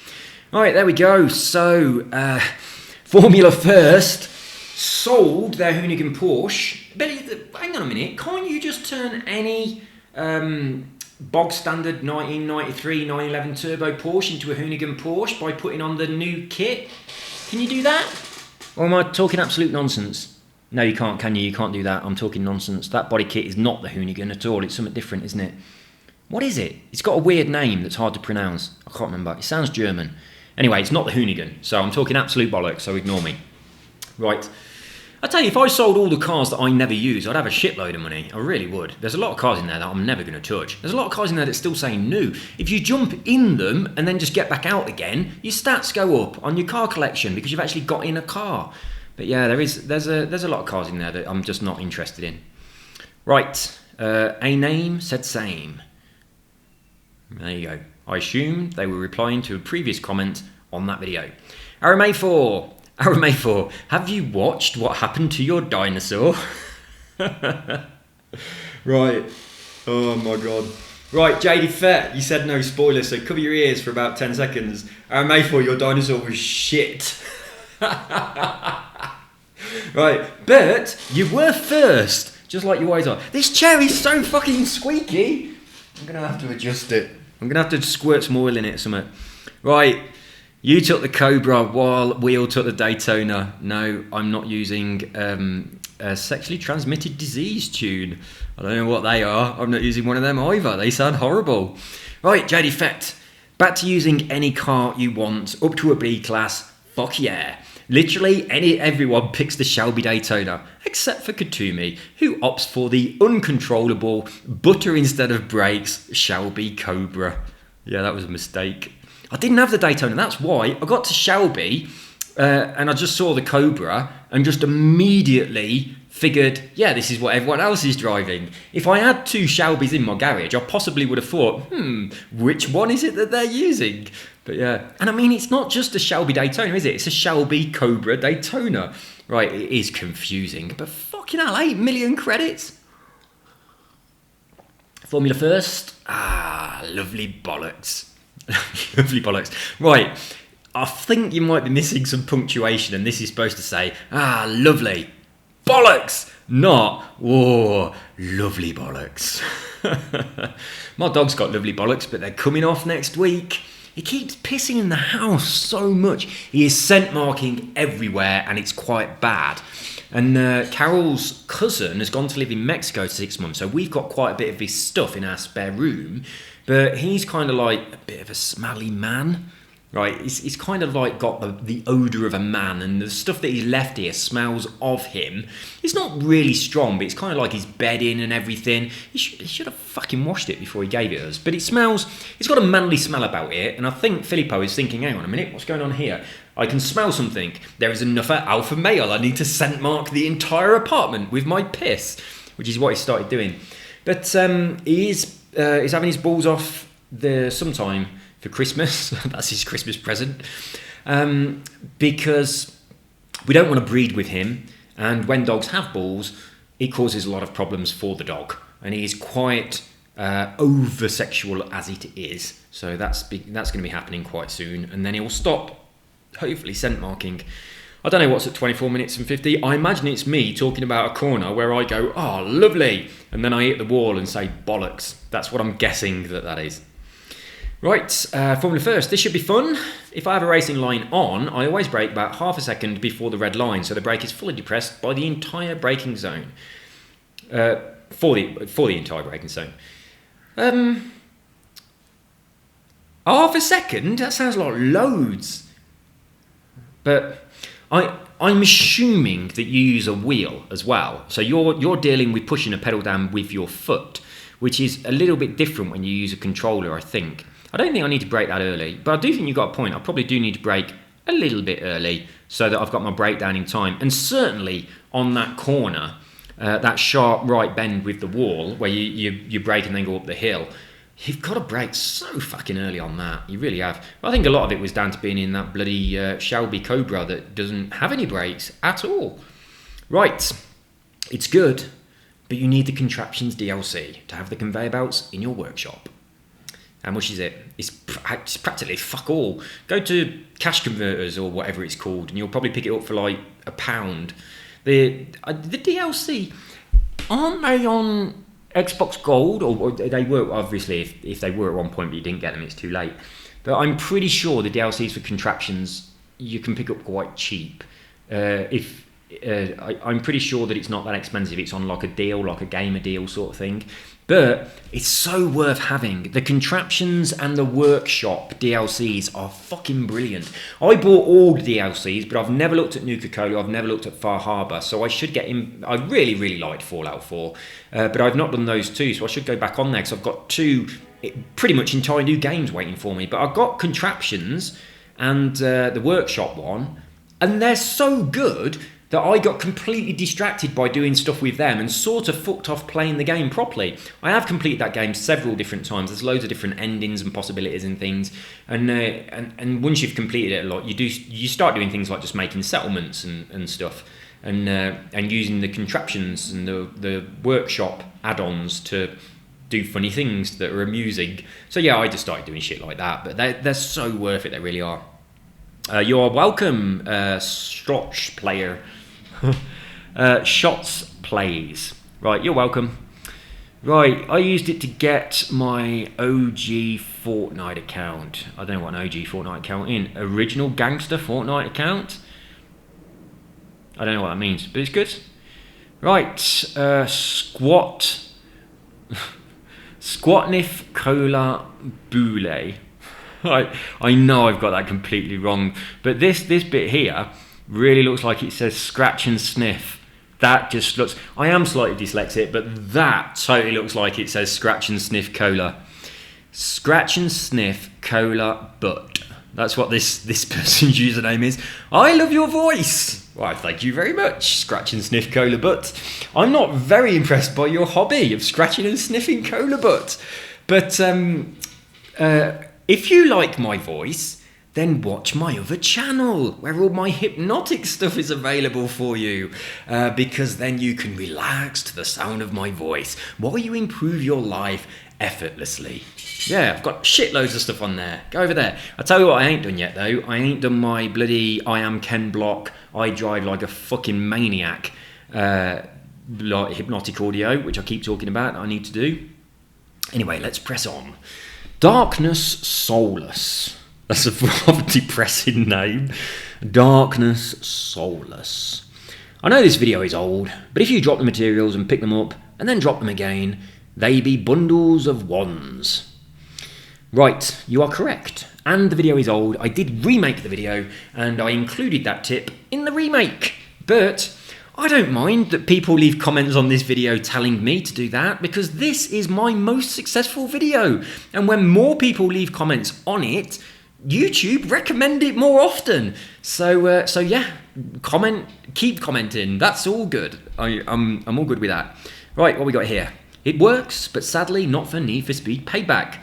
I did this to try and get the Please Crown Vic, but didn't work. But this does work for Forza Horizon 4. Thank you for uploading this. You are very welcome. This video originally come from Spitfire Buzz. He suggested the idea, and I made the old video about it. And the only reason I made this one is because the old video was a bit shit. Well, we've got a plane going over that's a bit noisy, so I'll have some coffee until the plane is gone. This room has got really good soundproofing in it, but I have got the door open, and then another door open, and then the bathroom windows open, so my soundproofing is not working at all. Right. So yeah, Spitfire Buzz recommended doing that video. Right, Spitfire Buzz, I need to send you some money soon, because that video is getting up to 100, I nearly said 1,000. Don't get excited, I'm not sending you $500. But the video is around about $100 in revenue. The one that I made based on your recommendation, and this one as well, the remake, because they're both your idea. So putting those two together, they're at around about $100. So I did say to you when you suggested it, I said, I'll make that video, and if it makes any money, I'll send you half of it. But I thought it's a bit pointless sending you a little bit of money. I'll wait until it's made at least $100 and send you $50. So it's now at around about that stage. So I need to send you some money.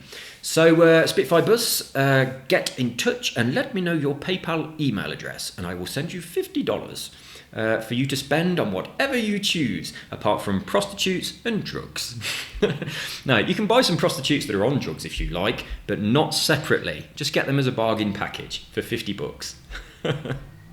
Right, what's next? Walking Dead. Never mind, it still works. Cheers! Right, you're welcome. Thanks, you're welcome. My most common comment on this is the word thanks. People just say thanks, job done, I need to go and build some Sims. Right, try second gear going around the obelisk. Oh my goodness, that's an old video. I haven't tried that obelisk for a long time, but yeah, you are right. I am now a lot better at drifting, and second gear is definitely a better option for drifting. So I very rarely even come out of second gear now while I'm drifting. I stay around about 50 miles an hour, go in second gear, and drifting is much easier. I haven't been to that obelisk for a long time, but I'd like to go back there and try it in my new drifty car. Right, I can confirm that this works in December of 2019. Thank you so much, bro. You are welcome. Right, we have a Gunners fan. Bloody Devil 89. I know what this is. This is my blueprint guide video where I said, if you make a blueprint, I actually made another video requesting the same thing. I said to people, would you please comment on this video, giving people your kind of like username and any tunes or designs or tracks and things like that, and other people can do them. So that's what this dude has done. So this race here. Right, if you're watching this, then have a look at your blueprint and get the share code from your blueprint and share that with people, because then that's much easier for people to find it rather than trying to add you as a friend and follow you and all that jargon. I did make another video that was kind of similar to this idea where I was talking about getting the star cards, because obviously that's one of the things that you can do to get the Forza Edition Capri. On that video, which is much newer than this one, I did say to people, share your share codes for your blueprints. Tell people your username so that they can look at your photos and all that kind of stuff to try and get the star card. So this one is 45 to 50 minutes with skills driving. You're easily going to do... you'll easily lap the dozy AI. Right, so that is Moorhead Wind Farm. 200k, 50 short laps, 80k influence. Isn't Moorhead Wind Farm what we're all doing on the rivals at the minute? 50 laps? You'd knock out 50 laps trying to beat Anubis. Right, I've done this. Where's my bloody 80k influence and 200,000 money so that I can put it towards my fucking Shelby Daytona deficit? Right, so there we go. Anyway, check these out. I'll open them up so you can see them. So there we are. If you want to have a look at them, 100k 25 laps or 200k 50 laps. I don't know if you've rechecked these, but it could be worth having a check to see whether they are available to people and also putting the share codes in, because I noticed that when I made a few at the same place, like a 5, a 10, a 20, a 50 lap, other people could only see the one I made last. So that's something that's worth having a look at that. But thank you very much for doing exactly what I requested that people do. I hope that some people that watch this video or watch that video will read your comment and do your race, and it's going to help you to get your blueprint stats up. Next, does this work for Xbox games with gold? You think? I really can't wait till the 16th for Jurassic World Evolution for free. Right, too late. Jurassic World Evolution is now, it is, isn't it? What's the date now? It's the 18th. Right, so now you've got Jurassic World Evolution. It's fucking good, isn't it? It is good. It's very good. I really like it. Right, I might pop in and have a look at my saves to remind myself what I was doing on there. I've got quite a lot of saves on there. Oh, that's a squeaky chair. But yeah, I'm gonna start Jurassic World Evolution over. They have added a couple of new things. You have to put toilets in now, which is a bit shit. No pun intended. And also, the Rangers can get proper fucked up when they're driving through your dinosaur pens, where that never happened before, so that's a little bit more realistic. So now you have to shoot a flare to scare the dinosaurs away. I think that's what it does, unless it's you shoot a flare of dinosaur goodness and they all go running after it while you restock things. But anyway, yeah, I'm going to get back into this. I am going to completely delete all of my Jurassic World save, and I'm going to start it from scratch, and I'm going to do a playthrough of it, and that is going to be a video series. But of course, I am currently doing several playthroughs that I have not finished. That, what's it called? Something Ashen, something Ashes, something Ashes. Remnant from the Ashes. That's a really fucking good game. It's a game I would not have bought, but because on Game Pass I thought I'd give it a crack. I didn't expect I'd get into it, but it's so addictive. It's done so well. The fighting just feels brilliant. And I'll tell you, I know I have said this in my playthroughs on that game, but I'm going to say it again here. If you walk past something, you just thump the button, you pick it up. Right, the people who made The Outer Worlds, the most infuriating thing in the world on The Outer Worlds is picking stuff up. That shouldn't be an issue in a game. What were you playing at? Right, and you know it's shit because you've included a perk in the game that you have to buy with your points that make picking shit up easier.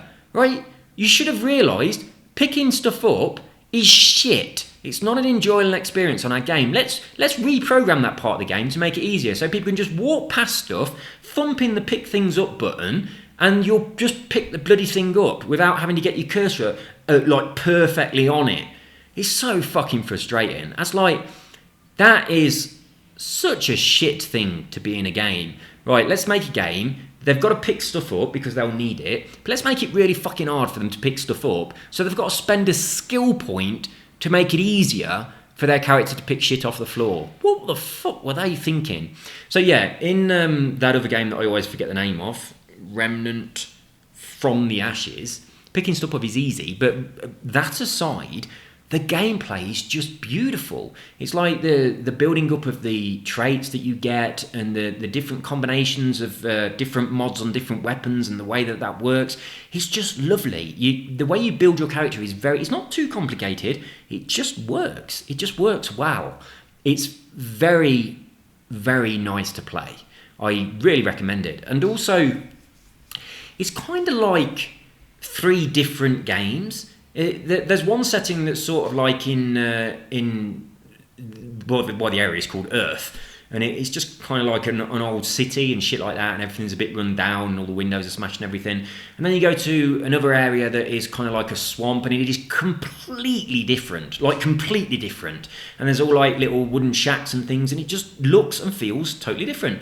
And then you go to another area where there's a desert, and inside the desert there's kind of like all these weird alien ruins and like big underground stuff going on, and these obelisks, and it's like 3 completely different worlds in that game. It's done so well. It really is. It's just done well.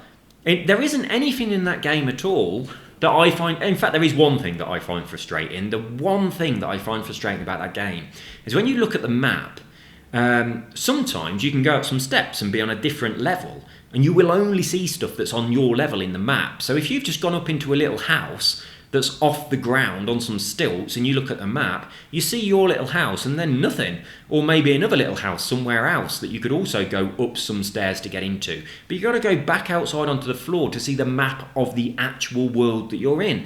I think that's a bit shit. That's really stupid. If they really wanted to do that, they should have given you the ability to just tap up and down on the thumb pad to go through the different layers of the map, but they don't. So sometimes, especially when you're in the alien kind of ruins that are in the desert, and there's quite a lot of different levels that you go up and down through, sometimes you look at the map and you're not really that sure where you are. The map's not that helpful, and also the exit that you're trying to get to doesn't show up unless you're on the same level that the exit is on, which can be quite confusing at times.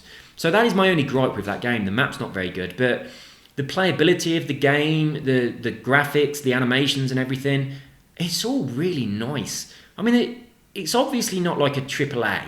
It's like the facial animations of them talking ain't that good, but the game is still really fucking good. It really is. The combat system is done so well. But at the moment I'm stuck. I'm stuck on some boss that's really fucking hard.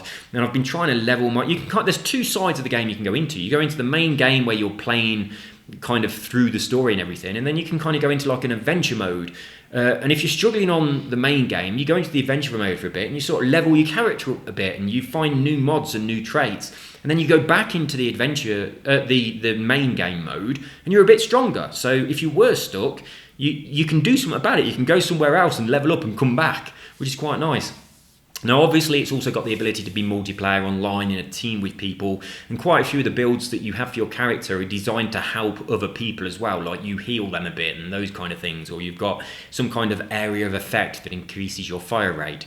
So I imagine it works well in a team, but I've only played it single player, and I fucking love it. It's brilliant. I imagine if you are the kind of person that likes to play with other people, then it's going to work really well for you as well. So if you haven't tried it, I really strongly recommend you check it out. It's on Game Pass for free, and it's a surprisingly fucking good game. Next. Right, need to learn how to drift. It's a damn Hoonigan car, not braking distance. I don't know, no idea at all what you're talking about. Right, it doesn't work for me, but I may have messed it up. Awesome video though. That's very nice of you to say so. Right, if you are watching this, Walking Dead, then watch the video that shows you the controller view. You get the timing and everything, and there's 2 ways to do it. One of them you slide your thumb across, which I find the easiest, because you do that whilst you're holding the controller in the normal position. But it seems that a lot of people struggle with that one. I find it a lot easier. But the other method, you can sort of just walk your fingers from one bit into the next, and it's really easy to get the timing right when you do that. So if you're struggling, just watch that video. It does work, it definitely works. Just watch the video for the timing. Worked first time today. Changing the dates. It works. Yep, you can change the all button in settings. You are completely right. Why I don't get achievements? Because you're cheating. Right, hang on a minute. Right, this was weird because I did this this money cheat on The Sims, but I kind of was recording a video, but I sort of messed the video a bit back up again. I messed the video up, so I wanted to start again. So I went back out to the neighborhood screen without saving. I went back in, and then it gave me this achievement saying that I'd made whatever amount of money in the game, but I shouldn't have got the achievement because I did it by cheating. It shouldn't happen, but It was just a weird way that I'd done what I'd done. So if you watch the video, I explain exactly what I did, and he gave me that achievement, but it shouldn't have given it me. That was an error. So I got the achievement for having a shitload of money, and I cheated to get the money. And when you cheat, you turn cheat mode on, and it says achievements are disabled. You've turned cheat mode on. Right, this person says add me. There you go. That's their name. If you want to add them, feel free. Right, unfortunately, this no longer works. I tried this a bunch of times. I got to lap 15 the first time, and then lap 20 second time, and none of the driver tires got stuck. Maybe one or two, but most of them stayed in the race. That's really surprised me, actually, because the only way they could really fix this is to make the driver tires a lot better, which is a good thing. That's a good thing. This is from a long time ago, and when I made this video was before we could do our own blueprints. Now, since we've been able to do our own blueprints, it is a piece of piss to create a blueprint and make the driver tires wiggle around a little bit or send them off in some sort of detour that you don't have to do, and you are guaranteed to beat them.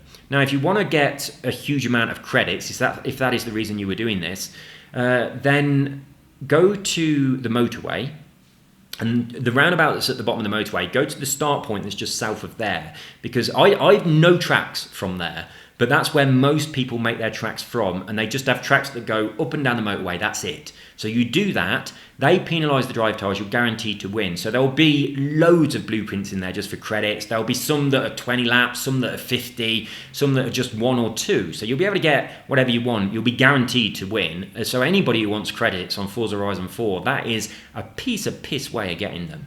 I've got some blueprints as well, starting from different places that also do a similar thing. But I know for a fact that just to the south of that roundabout at the bottom of the motorway, that's where most other people put blueprints that are just for credits. So yeah, you don't have to do this. That's much easier. Same game as the person said before, but I don't know what the game is. I think it's one of the add-ons for Ark, but I'm not sure. Right, in 8Cake. Really must change my name on here. I reckon it's Ghost Off on this one, guys. Enough to think about without having with all the fucking traffic. Oh, that was the old one there. This is the one that Jaded Fett chose that everybody hated. Right, I know that you didn't have much choice because we was rotating through them and Street Scene was next. It was just unlucky that that's what you got, but it was horrible. Right, I watched this yesterday. It says how you can change gamer tag for free. Yeah, I paid to change my gamer tag a long time ago. My gamer tag on the Xbox used to be xboxforfree.com because I owned the website xboxforfree.com, and I was promoting everyone want to know that Freebie company? Where the Freebie had a thing where people could just take a trial and you got a credit for it, but they don't do it anymore. I stopped this years ago, but years and years ago, I was doing that Freebie thing, so I was promoting it. This is why on some of my liveries it says Xbox for free, and it was also my YouTube channel name, and it was my gamer tag. And I got a lot of people to sign up to whatever trial it was on Freebie, and then they cancelled the trial, so it didn't cost them any money. But I got credits for doing that. And I bought, what did I buy? I bought 3 things from doing it. I can't remember what they were, but they were really fucking good things. Like it was like the first one I got was an iPad, and it was not long after the iPad had first come out. So I got an iPad, and then I can't remember what the other 2 were, but it was other things like that, like pieces of fucking good technology, right? And then my girlfriend at the time, this was my ex, I said, do you want to pick something like... I mean, she was doing nothing towards it whatsoever, but I'd got 3 awesome things from it already. And I said to her, hey, do you want anything from this? Just choose one of these free gifts. I've got loads and loads of credits. And she had a fucking Dyson vacuum cleaner, right? We lived in a house that didn't have any carpets at all. We got like wooden floors all the way through the house that you brush with a brush. And she wasted all my fucking credits on a Dyson vacuum cleaner. That's fucking idiotic. And she never even used it. She just put it in the pantry, and it was in the fucking way every time I wanted to get in the pantry. But yeah, I did that Freebie thing for a while, and that's why I had Xbox for free as my username on everything. But I stopped it. I don't have the website anymore, but I think someone bought the website, and now it's got some total shit on it. Let me have a look. Right, xboxforfree.com. That's what it was. Well, I think it's one of those people that... I'll tell you, if you're one of these people, I fucking hate you. Right, I'm going to have a rant about something now, because this pisses me off a lot. I have no fucking idea what that means. Right, this is what's there now. Well, there you go. So this used to be my website many years ago, but I stopped paying for the address, and then obviously this person got it and did whatever this is with it that I have no idea. It feels like when I close this page, I'm going to get a load of pop-ups on my browser and then viruses and alarms going off and all sorts of stuff. There's too much flashing shit going on here. This is like being back in the 90s when we all had little banners that went across our pages and animated GIFs. Do you remember when we started making websites? Oh, look, this is some work I was doing on my business. Let me get away from this. Shit, where's it gone? Right, these are all business things. Where's my... There it is. Okay. Ignore what just happened. Right, there is no man behind the curtain. Do you remember when people got into this craze of doing a flash animation that went on for about like 5 hours before you was allowed to visit a website? I know I'm exaggerating. I know it was really about 10, 20 seconds. But how fucking dumb was that? Everybody had one as well. It was like, I desperately want to sell you something, but first of all, watch this completely pointless flash animation before you get to my website. What's that? You've already gone back to Google and you're not going to make it to my website. Oh, fuck, I'm not going to make any money again. So, you know what I mean? It's just, it's insane. But yeah, I was a graphic designer. So when this craze was on, we just had to make flash animations for people's websites to welcome people to their site. People don't give a fuck about being welcomed to your site. They got a problem. They're at Google. They're looking for a solution. They want their problem fixed. They don't want to sit through your shitty animation that means nothing at all with crap flash graphics. It's insane. I can't believe that ever happened, but it did. But yeah, I did...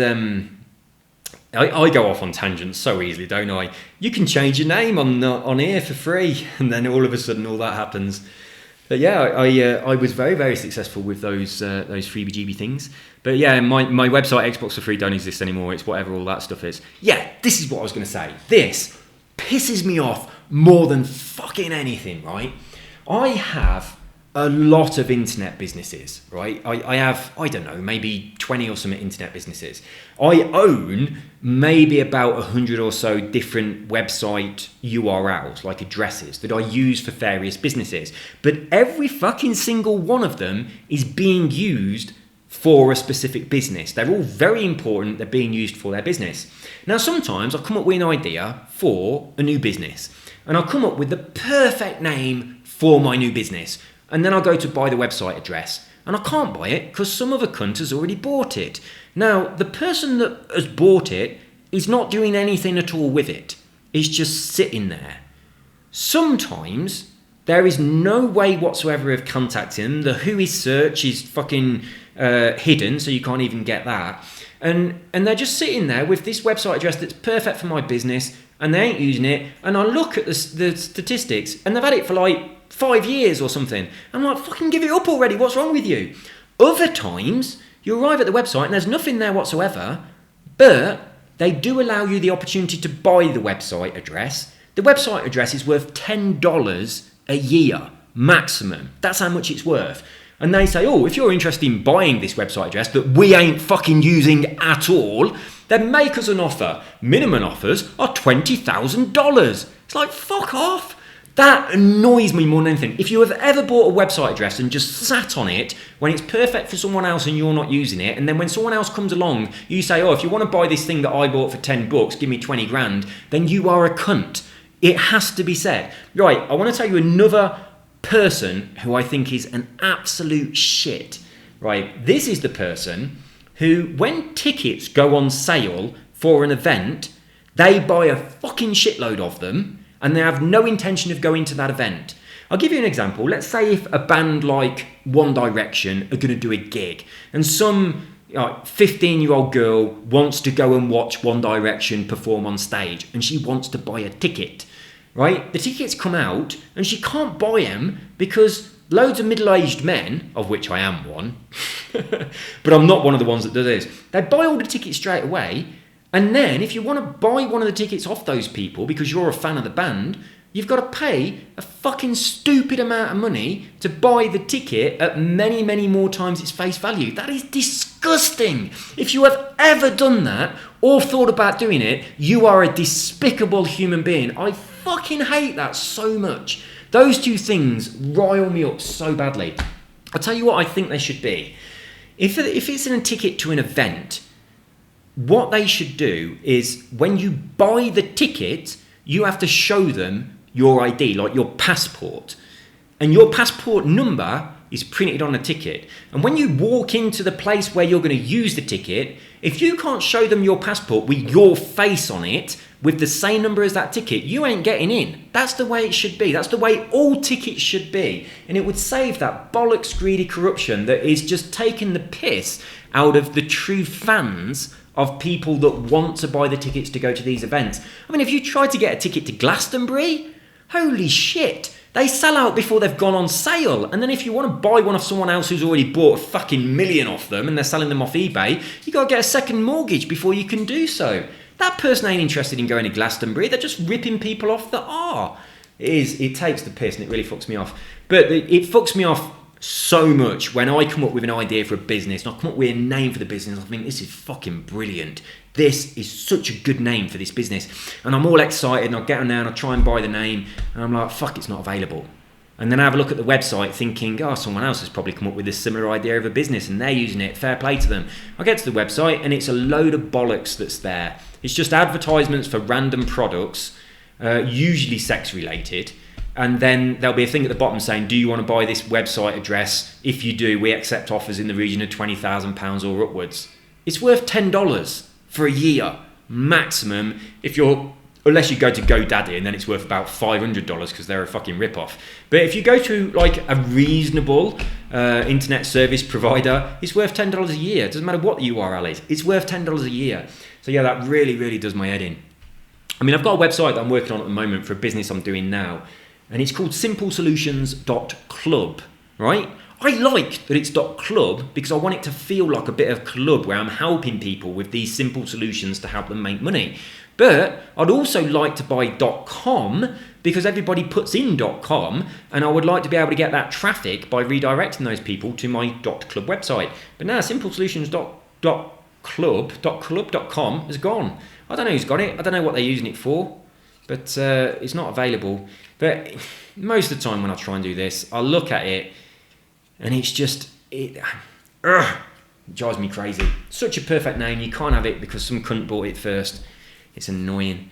Someone did it with, what was it like, when there was a big craze of it, weren't they, like flipping URLs, where someone did it with 21st Century Fox. When 20th Century Fox was going to become 21st Century Fox, and someone bought the website address and tried to say to him, if you want this, you've got to pay us a shitload of money.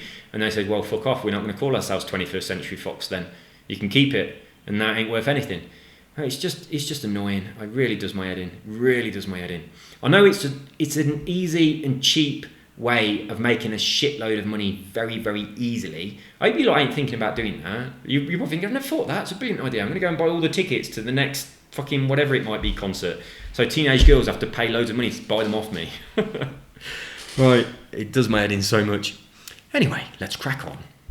Right, Daz, what you got to say? Let's open this up.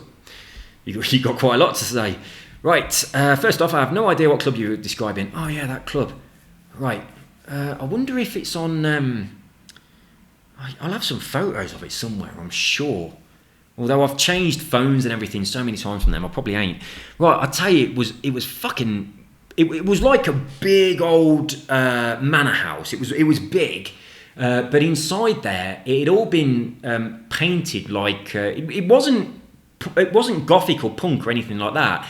It was like quite demonic. It looked like something from a horror film, and I mean it was absolutely falling to pieces, really falling to pieces. There was no doors on any of the toilets or anything like that. It was just like some little curtain things sort of hung up. There was graffiti everywhere. There was all these murals painted on the walls. It looked like the set of a horror film, but a really fucking good set of a horror film.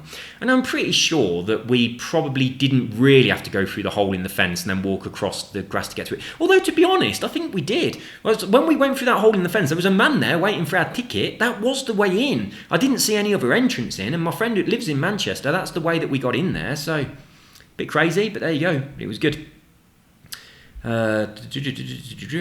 Second up, Jaded had no choice. Oh yeah, we've said this, haven't we? A great video always gave me a chuckle. Let's hope you can beat your time and press the right button. Oh yeah, I did that, didn't I? Fucking hell, that was annoying. I got to the end of the Rivals thing, I'd beaten my time, I'd done really well, and then I'd press the button that doesn't fucking save anything. I do that quite often. But they're just wrong. They're so wrong. It should be A, yes, B, no. Whatever the options, A, yes, B, no. And the X button, what the fuck they're doing putting the X button in there? X has never been an option of yes or no, ever, on any game ever. That's not what X is for. X doesn't do that. That's not the X button. A is yes, B is no, or B is back. That's the way the buttons work. What are they playing at? Right, Formula First. This is the most frustrating thing I've ever done. Rain, car, way too much power, random trees. I'm reading this completely wrong. Random cars, trees, never again. Agreed. The first run I did with traction control off and I lost about 10 seconds wheel spinning off the start line. Same with me as well. Jesus Christ, that was a mess. JD Fett picked it. He didn't even fucking do it. He rage quit before he'd even put a time down. Right, I like this one a lot. Might even do it again. Right, a little bit of sarcasm from LCD Dog there. You'll get on one with our Mayfor, and all is fun business. Right, brilliant. Every time I do it again, I use my own ghost. I thought you selected this slippery shenanigans, Jaded. Yeah, I did. I did, indeed, good sir. But you didn't actually put down a time. They are supposed to be changing the Snickers back to Marathon, but only for a limited edition thing, and I think you can only get them from Morrison's. Interesting, interesting. Did I mention Marathons and Snickers then? I must have done. Shit, my coffee's gone cold. Right. That's quite interesting that they're calling Snickers Marathons. What they should do is they should rename Snickers Morrison's, but use the typography from Marathon. So you just look at the packet and you think, oh, it's a Marathon. And when you pick it up, you think, oh, fuck, it's a Morrison's. I wonder what this tastes like. And you bite it and you go, oh, it's just like a Snickers. That'd be awesome. Right, he bought this for $5,000 in an auction. Bully for you. JD Fett, where's your time? I rage quit. When I tested this, and I'm currently thinking of excuses to stay the hell away from it. The current one is my cat ate my Xbox. Right, your excuses have not got any better since you were in school, me lad. That's appalling. Right, my cat is currently sitting on my homework and he won't move. And if I try to move him, he scratches me. So therefore, it has been done, but it's at home. If you'd like to go and fight with my cat, you can retrieve it yourself. Right, 5 minutes into the video, I already know that I made the right choice. Too fucking right. Spitfire Buzz. So here you are. 1856, what you're describing is what Test Drive Unlimited did a few years back. Still one of my favourite driving games. I had Test Drive Unlimited, I think. That was really good. I don't know what I was describing, but that was a really good game. Is that... they had a number 2, didn't they? Test Drive Unlimited 2. But I assume... I don't think there was ever another one. But it was kind of like... It was kind of nice because it was like they were your cars, weren't it? It was good. Is this when I was talking about putting cars in your garage and stuff and being able to walk around them? Is that when I was talking about that? I'm not sure. It might have been. But yeah, Test Drive Unlimited was a little bit like virtual reality of you own this car, but without any virtual reality whatsoever, if you know what I mean. Not working, Game of the Year version 2019. Yes, it is, and I've done it today. I'll thumbs you up because you're right, but you're wrong. It's a little bit tricky to do, but it does work. It definitely works. They're blatantly never going to fucking fix this, are they? It's an old game. They've got enough to fix on Fallout 76. It'll always work, trust me. Right, how do we do this on PS4? I have no idea. I did this on Xbox for my Farm Together and now have everything. But now I want to do it for my PS4 for Farm Together. I have no idea. I don't have a PS4. If you'd like to buy me a PS4, I will tell you after I've experimented. You deserve more credit than you get. I think you're completely right. And this person is straight with it. So they are straight down the line. They tell you the truth. And the truth is, I deserve more credit than I get. I'll tell you what I deserve. I deserve more revenue from YouTube. What are you fucking playing at, YouTube? Give me a lot more money so I can buy an Xbox Scarlet and a complete fucking Force whatever, direct drive, steering wheel, and new controllers and all that jazz. And I can stop having to work on my business. I have been doing a lot of work on my business lately. It will get to a point where it is done and I don't have to do any more work on it because it is an automated thing. But obviously I do have to work on it, and that is distracting me from doing the YouTube thing. But I kind of like doing the YouTube thing.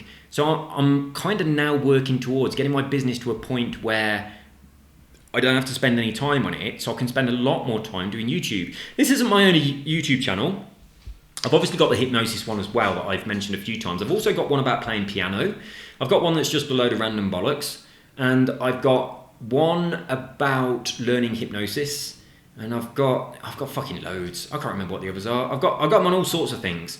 The hypnosis one was monetized and then it was demonetized. But it is at the point where it's about to be monetized again. Whereas this one is the only one that's monetized at the moment. But the piano one's doing quite well, so that might become monetized in the future. So what I would like to do is spend a little bit more time working on my various YouTube channels to monetize all of them to a point where they generate enough income for it to be able to be like a proper job income or more. Preferably more, that'd be better. It'd be good if it provided enough income so my wife didn't work. That'd be pretty handy. But if she weren't at work, I wouldn't be on the Xbox all the time, would I? So that would backfire. Now, there's quite a lot of stuff that she wants to do if she wasn't at work. She's quite interested in going to university to study cooking and chef skills and things. So yeah, she quite fancies doing that. But anyway, I would like to be able to push some of my YouTube channels to the point where they're making a lot of money. Now, this channel made a lot of money in a very small window. It's like a couple of my videos went fucking crazy and I made a shitload of money. And if it had carried on like that all the time, then it would have been an incredibly good annual income. But then it sort of dropped and it kind of like leveled out at about $100 a month, which is, it doesn't make that anymore. It's picking up, but that's what it's been on for a long time. Now, $100 a month is fuck all, but it's nice that I'm getting $100 a month just from playing games and chatting to you guys, because I would do this anyway if it didn't pay anything. So I'm not that interested in doing things on this channel that I know are going to make it more profitable. But there are a lot of things that I could do that would make it more profitable. But I do have other channels that I only created some of the other channels that I have to make money from YouTube. That is it. And I would like the combination of all those channels together to provide me with an income that is going to support a lifestyle that I'd like to have without having to do my business as well. Whereas at the moment, I do have to do that. I don't work. I haven't got a job. I did have a job up until 2003. That's when I stopped working. So since then, my entire income has come from the internet, doing various different things. But it wasn't until quite recently that I started doing YouTube videos and getting money for them. I've had the hypnosis channel for a long time, and that's been making a little bit of money here and there over the years. But unfortunately, YouTube did demonetize it, which was a bit annoying, really. It was very annoying. One of the things they did in here as well, one of my most profitable videos is actually this one. And that video was making about $30 or $40 a month. And you know, when I wasn't on YouTube for a long time, which started in March, well, in March, YouTube decided to demonetize that video for no reason whatsoever. So from March up until November, I was not getting about $30 a month from that video that I normally would be getting. And then in November, I noticed they'd demonetized it. And there's a thing that you can click on that says, would you review this video, please? So I clicked on it.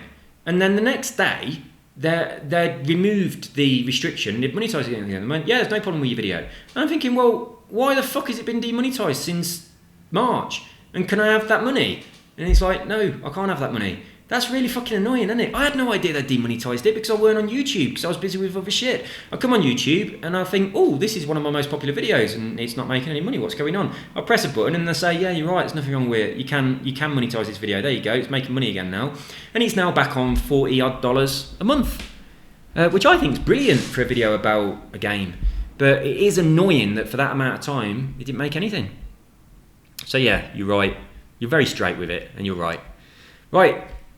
How do you create a race anywhere? Not just where there's a prompt. You cannot. That is not a possible thing to do. You have to start the race from one of the existing race start points. Also, it has to be one of the road, dirt, or whatever the other one is series. You can't start them from drag strips, I don't think, unless they've changed it. Right, I'm testing cars on a hidden road deep in the forest, and guess how many AI assholes I have to dodge every time I'm trying to figure out if the Lambo is better than the Ferrari. Fucking game. appearing just as I go onto the road. Yeah, so there you go. Removable traffic works great for you. That's what you want to do. So just follow the video. It don't work on Fortnite. Well, it's not going to work on Fortnite because that is an online game against other real people. As soon as you go online, your console knows what date it is, and therefore it's not going to work. So it's not going to work on anything that's online. To get that to work, it has to be your home console as well, because if it's not set as your home console, it won't let you play the game offline. But you can't play Fortnite offline, can you? It's just an online multiplayer thing. Next, I'm using this in R6. I don't know what R6 is. For the new ops. Don't know what that means. But when I come back online, the date resets to the current one. Yeah, that's exactly how it works. If you go online, it resets to the current date. That's the way it works. So it's got to be a game that you can play offline. That's how it works. Right, Daz. Well, that was freaky. I did cheer when you changed to manual, and I am from Manchester. I don't know whether you've said you're from Manchester in a previous comment or what, but I've just always assumed that you are from Manchester, which I think is quite freaky.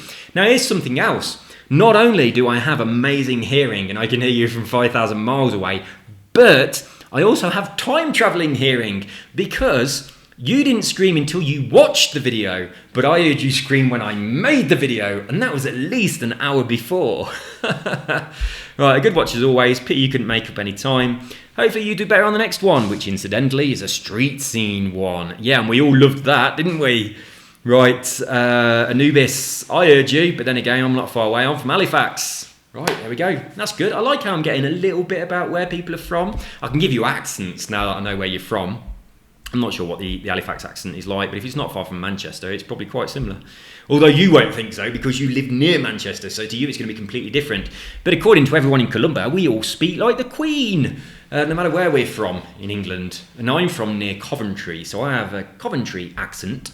Well, I'm actually from Nuneaton, so that's in between Coventry and Hinckley, and Hinckley's got a Leicester accent, and Coventry has a Coventry accent, and Nuneaton also has a little bit of influence from Birmingham. So I have a little bit of Birmingham, I've got a little bit of Leicester, and I also have a little bit of Coventry.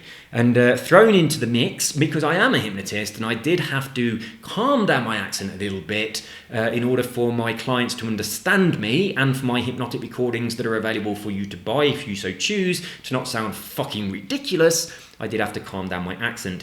But again, my accent is always a little bit farmer as well, because I went to university in Norwich. And if you come from Norwich, then you absolutely do speak like a farmer.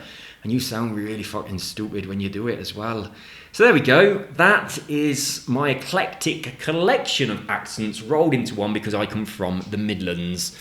Actually, not far from my hometown, if you travel out of my hometown, towards Solihull, so you'll go through Meriden, there is an obelisk in Meriden that marks the very centre of England, so the geographical centre of England. That's very close to where I used to live, which means I was as far away as the seaside as you could possibly be.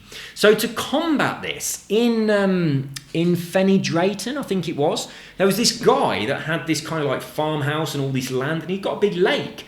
So he dumped a fucking shitload of sand on his lake, and he put deck chairs on it and stuff, and he made this beach, and it was brilliant. Everyone used to go there, and we all had ice creams, and we sat on the beach in the middle of the Midlands feeling like we were at Blackpool. So it was like a paradise. It was a little piece of utopia just sitting there right in the middle of the shit that is the Midlands. And the fucking council, because they're a bunch of shits, they made him take it away, and the way everyone loved it, and it was very, very popular, but they tried to get rid of it, and they couldn't get rid of it. And then the way they got rid of it is to say that he doesn't have permission to dump stuff in that location. Like, it's not a place where you're allowed to dump refuse or whatever. And what they were saying is he has dumped sand there illegally, and that was to make the beach. And based on that, they made him get rid of it. So what a bunch of shits. It was a really good thing. It was a good idea. Right, Formula First. I haven't seen the video yet, but I predict that you'll beat me. No idea how the top guys do it. Yeah, they're good, aren't they? They are good. I'll tell you how they do it. Slow and steady and smooth. That's how they do it. Their wheels always turn forwards, whereas mine and yours slide sideways. That's the difference. If our cars are going sideways, we are losing time, and we lose a lot of time. On each corner, we're losing like half a second, and that adds up. If you can drive so fucking slowly that when you get to a corner, your wheels will continue to turn around in a forward direction with no sideward movement whatsoever, then your time will be epic. Believe me, that's what they do. It's just really fucking hard to do. And you feel like you're going so slow that it's just difficult. It feels wrong. Right, LCD Dog, that was a pretty good time for somebody who said he doesn't like the car. Going to be a lot of work for Katoom74 to catch up. Yeah, fucking hell, yeah, massive difference there. JD Fett really pulled it together on this. I could not catch up. It was a really difficult job on the first round. But then he shaved off so much time, I really couldn't get it back. And I couldn't even compete with my previous. Well, if you want to use a cheap glitch like that, you can just type it in the console. No, you can't, because this is Xbox. And also, if you type stuff in the console, you don't get your achievements. That's the entire point of this. If you do this, you still get your achievements, you can still play the game, it doesn't break anything, but you have not used the console because it's not available. You've obviously got a PC and you don't realise that some other people play on non-PCs. But there you go. The first time I tried this, it worked, but it hasn't worked since. Yeah, that exactly the same thing happened to me. This is why I think what you should do, if you want to cheat by using this exploit, then make a new character, get to this point, it's only a couple of minutes into the game, and then do this until you've got so many fucking bits that you're never, ever, ever going to need to do it again. And once you've done that, I mean, you can go and store a load of shit on your ship. You can duplicate stuff that weighs nothing. There are things that weigh nothing that you can duplicate and get fucking hundreds of thousands of them, and then just go and put them in a locker somewhere. And then if you ever need more money, you can just go and sell some of them. But the same thing happened to me. It did work. I started playing the game, I tried to do it again, it didn't work. Now this is really weird because some places stop working and other places don't stop working. So you try it in one place and it works and then it stops. You try it in another place and it continues to work, or it didn't work and then it suddenly does. I'll tell you another thing as well. Sometimes you think it didn't work, but it has.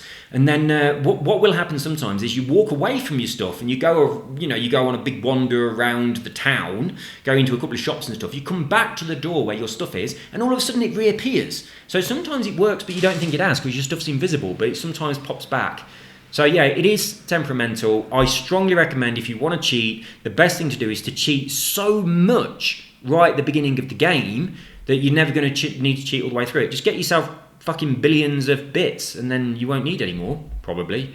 I don't know what else is on the game because I got distracted by Remnant from the Ashes and I haven't got back on this yet. I was playing both and I expected Remnant from the Ashes to be a really short game, and I thought, well, I'll knock out 89 videos on this, I'll finish this, then I'll get back to the Outer Worlds and focus on that. It's going to be much bigger. But Remnant from the Ashes just keeps on going. I've spent so much fucking time on there, and I've been on it loads without recording anything. Right, the Serial Muncher. No, they don't. I just bought it for 3 million credits, and I'm really mad about it. How to add police lights to your car? I have no idea what you're talking about. Never mind. Bye. As suspected, Katumi is the founder of the middle-aged club. Oh yeah, we're all old, aren't we? I was quite surprised that some of you guys were quite as old as you are. So that's quite comforting, really. I like that.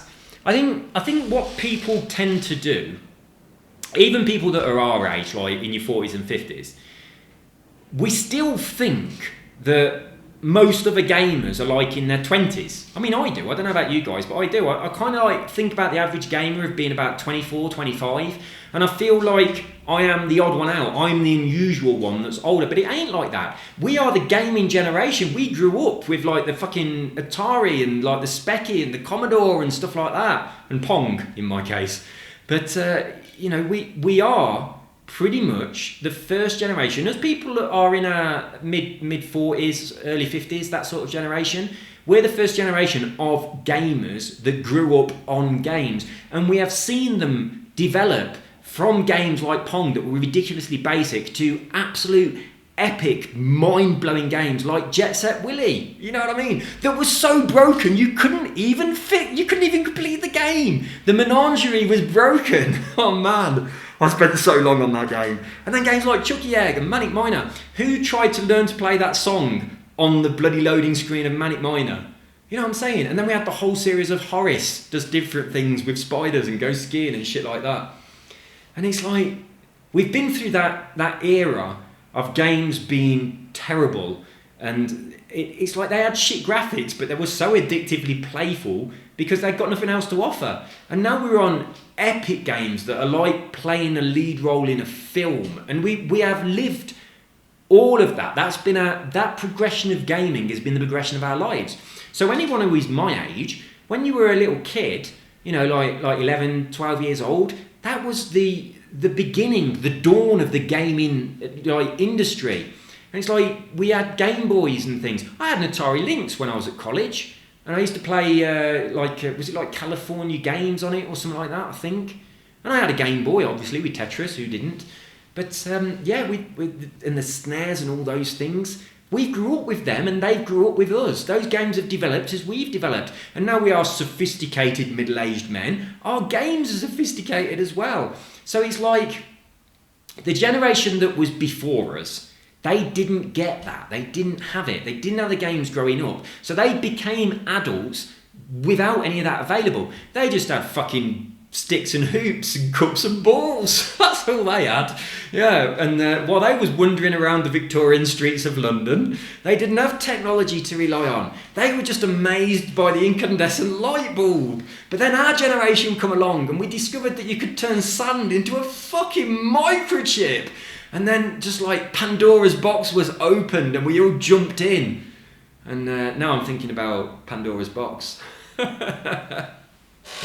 Right, so anyway, as I digress once more, I do, it's like, I think that I feel blessed and lucky to be the age that I am, and to have gone through that era of gaming. When I'm in my 60s, we're going to have fucking amazing virtual reality, you know what I'm saying? And that's just the right time, because when I get to that stage of my life, my body will be falling to pieces. But it won't matter because I'm going to live in a virtual world. I've just got to wait 15 years for them to develop the technology. And in that time, I can do all sorts of nasty things to my body because I don't care if it falls to pieces, because my mind's going to be in a different reality where I can be whoever the fuck I please. So my life, being born in 1974, hence Katumi 74, and growing up as games grew up, I mean, I was very happy before we had the technology of the microchip, playing with Scale X Trick. That was fun. But as soon as we'd got personal home computers and games consoles and things, they genuinely grew up with us. We are the right age to have developed with them. And in our future, JD Fett, you're a little bit older than me, but in a few years' time, when your body starts to fall to pieces, as mine will too, when we're like in our 70s and 80s and beyond, virtual reality will be ready. So that's what we've got to look forward to. It's the same with Anubis. Anubis is a bit older than me as well, but you're all in my sort of generation, you know, it kind of, I think we're the lucky ones. I think we are. We've seen that progression. The people who are being born now, they're starting off from somewhere that's already quite advanced. So what they're seeing is they bring out the bloody Xbox Scarlet or the PS5 or whatever, is graphics are a little bit better and the frame rate's a little bit better and I ain't having to wait so long for the loading times. We used to fucking watch a dot go around the screen and we used to push paddles up and down so we could play tennis with the dot, and that was the height of our achievement. So we look at a brand new game now and we're like, fucking hell, look how far we've come. This is amazing. I live in the future. It is unbelievable, and we get to enjoy that, whereas these kids, sorry kids if I'm insulting you, but you don't. And also there will definitely within our lifetimes, what we have wanted for so long will be available. We are pushing the boundaries of AI so much. We really are, with quantum computing and all that kind of stuff. There are so many things going on now with technology that is so mind-blowing, but that is going to hit the gaming industry in a really big way in about 10 or 15 years. And when in that amount of time, I'll be 60 in 15 years. And, you know, that's when I'm going to start to slowly decompose. Parts of me will start to stop working. I have broke 11 bones. My body is already a bit of a wreck. So I'm not bothered because VR is coming and it's going to come and it's going to be awesome. But it's taking a little bit too much time. Right, I'm going to skim through this conversation and get to an actual comment. Yeah, totally, completely agree with whatever you just said. You're welcome. Yeah, we've talked about that. I like your content. Oh, thank you very much. Can't you change your appearance on Fallout 3? I don't know. Fallout 4, you can, but you have to... On Fallout, this is fucking good actually. On Fallout 4, you can change your appearance, but you have to wait until you get to the point in the game where you can get a plastic surgeon, like a chair to do plastic surgery in and someone to do it for you. You can change your hair as well, but you have to go to the barber, so it's all incorporated into the game. Fallout 3, I can't remember, I'm not sure. I don't think I even really played Fallout 3 very much. This is definitely not max level. Never mind. How did it go from 15 to 20? Right, I know I mentioned this and stuff. YouTube have got a new way that you upload stuff now. You click on this button up here. And when you click on it, this is what happens. You say upload video. And then this box appears in about 10 minutes time.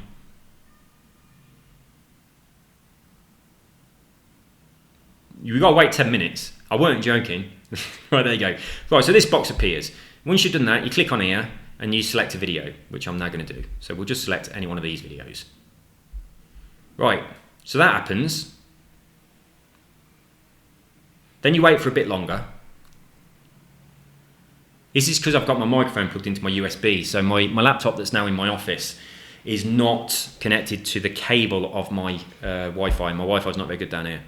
So this box pops up and you type your shitting about your video and stuff and it starts uploading, you put your thumbnail in and that, and then you go on this bit here and you click on this and you have to choose your playlist that you're going to add it to. So you click on your playlist like so, and then if you click off, it just completely ignores you. You have to click on done. But then quite often as well, when you click on done, it still, look, it just went. See that there where it just went? It does that a lot. So on them videos where I'll jump from number 15 to 20, I'll come in here and I went on Remnant from the Ashes playthrough. I clicked on that and then I went on done and then I went on something else and this didn't say anything. And it happened on loads of them. It was really fucking annoying. And yeah, sometimes you click one. Look, it just goes on, off and on. It's just random. It's shit. It doesn't work properly. So yeah, they've changed everything. And they've put this thing in here now where you put your tags and everything. And I keep forgetting to do it. So I haven't tagged a video of anything for ages, which is not going to do very good for my stuff. This is down here now as well, where you choose what game it was. This bit's always been broken, but now this actually works a bit better. You never used to be able to type the game in. You had to click on this, and the only way to put the game in, you had to tab across, but this is new now. But I keep forgetting to do all this bit. And then once you've done that, you come over to here and choose your monetization settings, which is either basically yes or no. And then this bit here is stupid, because you can't do this bit until the video is uploaded and processed anyway. So it's just fucking stupid. This is the bit where you put a thing on the end saying, if you enjoyed this video, come and suck my balls for 10 minutes, and things like that. And people click on it. And then someone under your desk sucks your balls for 10 minutes. Now this is where you say, if you enjoyed this video, I recommend that you subscribe to my channel, or you watch this other video. So you add them things in, completely pointless, because you can't do it until your video's been processed, and that takes forever. And then your visibility is like, publish it now or later. So that's the new system, and that's why it all fucked up. Don't upload that video. I don't want to upload that video. Right, nope, cancel. Yes, I understand. It's perfectly okay. Right, there we go. Right, I did say that this video here, this Jurassic World one, I said that they'd take the monetization because of that song that's in it, but they didn't. Look here, where it says none. That means that if there's any adverts on that video and people watch them or click on something, the money comes to me, which really, really surprised me. I honestly expected that to be demonetized, but it wasn't, which was pretty cool. Right, I'm going to call it a day there. If I didn't get to your comment, I do apologise. This was the Christmas special. It's not very Christmassy. Ho, ho, ho, and all that jazz. But there we go. What I'm going to do now is try my, what's it called? What's that car called? That Alfa Romeo that I bought because JD Fetz did a lap on it and he brought my attention to it, the TZ2, I think it's called, I'm not sure. But it's a fucking beautiful car, so I'm going to have a crack in that at that lap again. But I want to do those 3 wheel spins first. So I'm going to do 3 wheel spins that are dedicated to me having bought that car because they came out of that car on skill points, and I'll see what happens with those. But because I've got a shitload of wheel spins, I'll probably do some more of the wheel spins in that video as well. I don't know, I'll see. I don't know how many I've got. But that is all for this edition of Comments on Comments. I will see you soon. Take care and bye-bye.